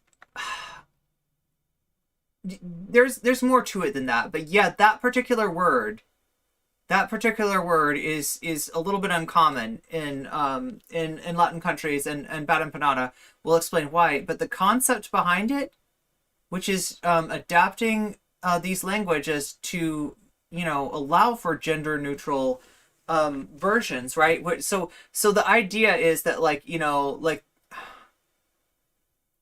like grammatically in Spanish, when you talk about a group of mixed gendered individuals or things, like you use the O as the you know, like if it's you know brothers, hermanos, sisters, hermanas, brothers, yeah, siblings, you know, mixed hermanos, right? So you know, like that's, you know, that's true. So the Latinx thing is a little bit of a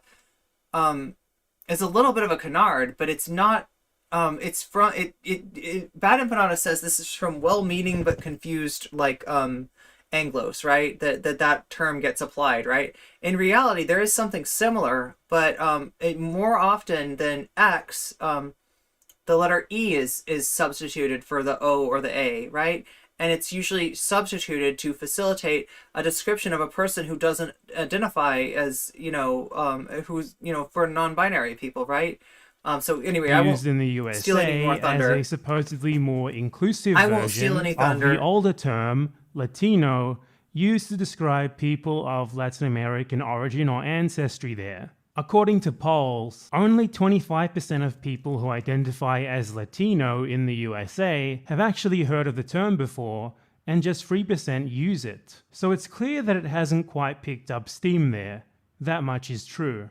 There is a pretty popular narrative surrounding it, however, that the term Latinx is some sort of imposition on the Spanish language from English speakers who erroneously see its grammatical gender as discriminatory against everyone other than men. A kind of linguistic imperialism, so to speak. You might have heard that argument before, or maybe even seen this meme that expresses pretty much exactly that sentiment.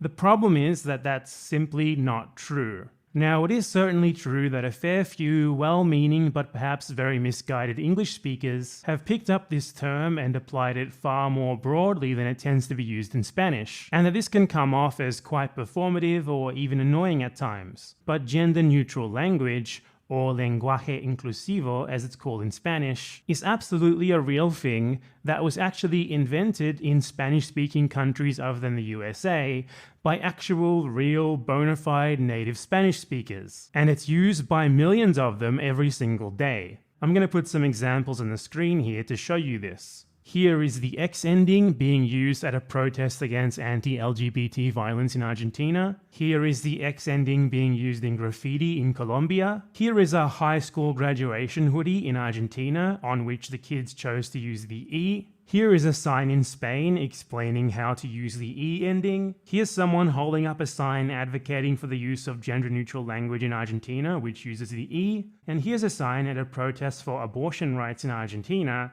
using the E ending. And that's just some examples that I found on Google Images in like a minute. Personally, I live in Argentina, and I could go outside right now, and probably within a few blocks, I'd see a poster or something that has gender-neutral language used in it. And just to prove that point, I actually went out and found some usage of gender-neutral language about 5 minutes from my house, with the X form being used in some of these vegan posters.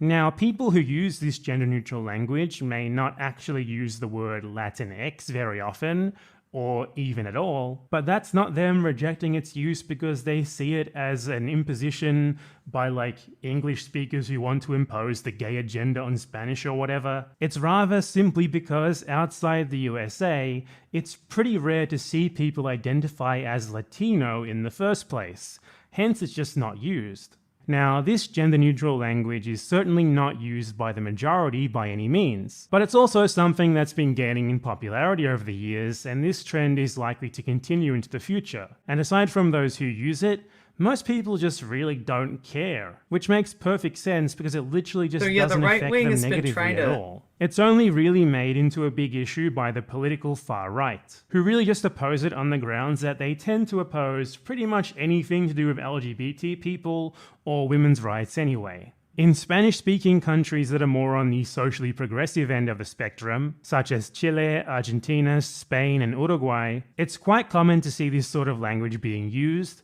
especially in writing. No!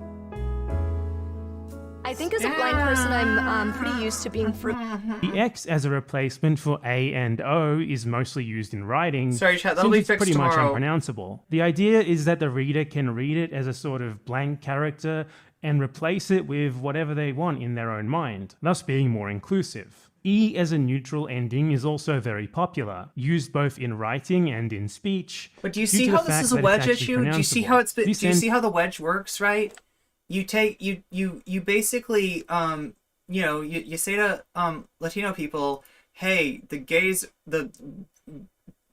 are doing colonialism against you through language, and then you like tell LGBT people, hey, Latin people don't give a fuck about your pronouns. Both are lies, both are bullshit, both are reduction, you know, at the very least are reductivist, right? And so they want to split these two groups up. They want to sow distrust. That's how the right wing works. That's how they play. And they may not be intellectuals, but they can be very clever. And I'd say that the use of wedges is very clever. And you know, when we don't sort of, you know, realize what's going, then when we don't see what's going on, then we fall victim to that, right? And this is used against, like, the famous example I always think of is the marriage equality was supposedly taken away from gays by the black community, right? Now, there's not data on this, right? This is just basically a stereotype about black people being homophobic, you know, citation needed, right? That's based on a stereotype, and it's meant to, like, make gays distrust black people. It's meant to, you know, right? It's a wedge issue. So yeah, it's something you got to be on the lookout for. Is particularly important for non-binary people, as unlike in English, where they open their how do you know the right is full of shit? They open their mouths and words come out. Only pronouns are really gendered.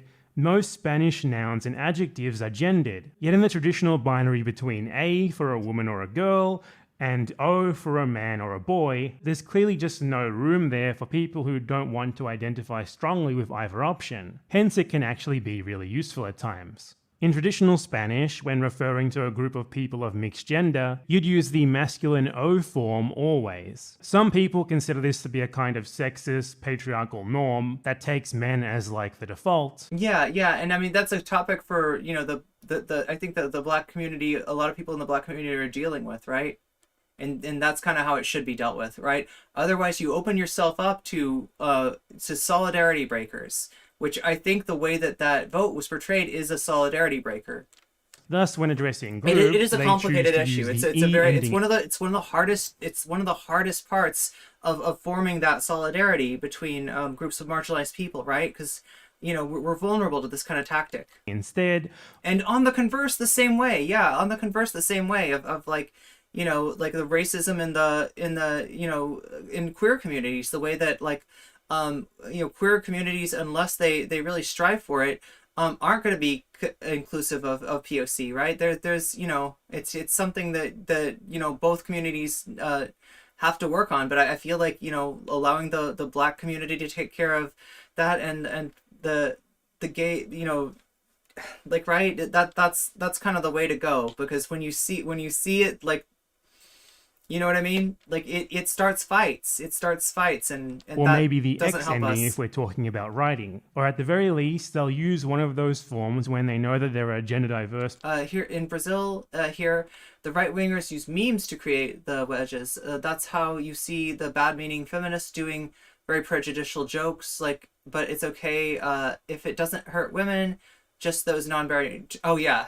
People present in the group. So, yes, gender-neutral language is an actual thing that is used by many Spanish speakers in actual Spanish-speaking countries. Millions of them, in fact, at the very least. It is not an imposition by English speakers in the USA. Language Yeah, that'd be cool. I should have you on here, Umar. is not set in Definitely. stone. It's not something that needs to be protected in a supposedly pure form.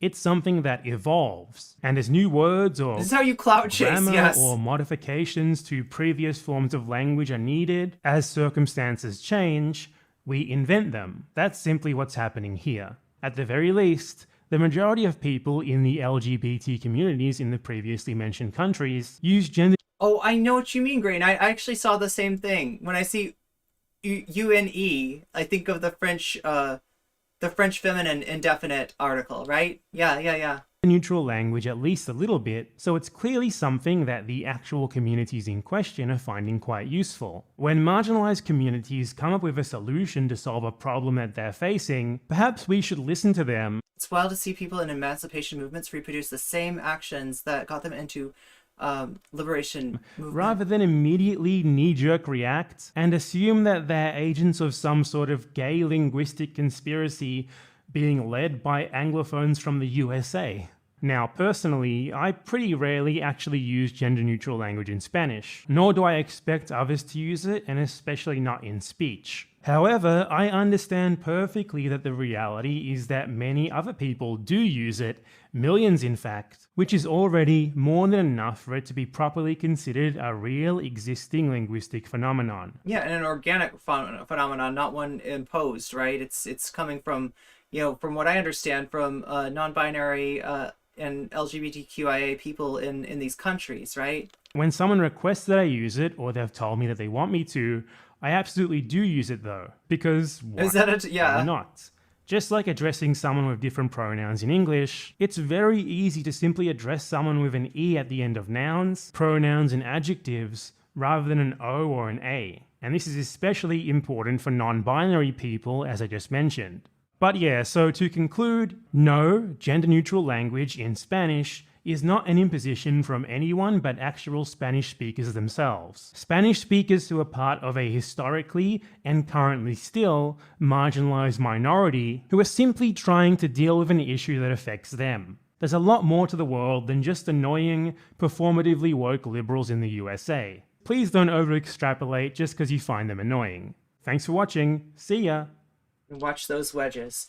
Chat, thank you so much for being here. We're going to conclude the stream at this point. Make sure to like, subscribe if you haven't already, and you can support me on my Patreon. The link should be... Wait a minute. I probably need to put the link in before I say that. But there's a link. Oh my god. I gotta be better at that. For the Patreon, you can also support me by joining. We've got 4 levels of membership, ranging from, just you get to be a weird champ and use emotes to you get to control NCC, right? Which used to be a mods only perk, right? Now it's for you at the no-com level. If you are no-com, like by definition, you are like my software. So like I have to listen to you and follow you on social media. And you get wallpaper too. So anyway, there's a lot of different ways to support me. And thank you for everybody who's doing that and everybody who can. Good night, everybody. Meow, meow, meow, meow, meow. See, Duke, I did my call to action. I actually did it this time. It's so embarrassing to ask for things. Anyway, chat, I appreciate you. Meow. Good night.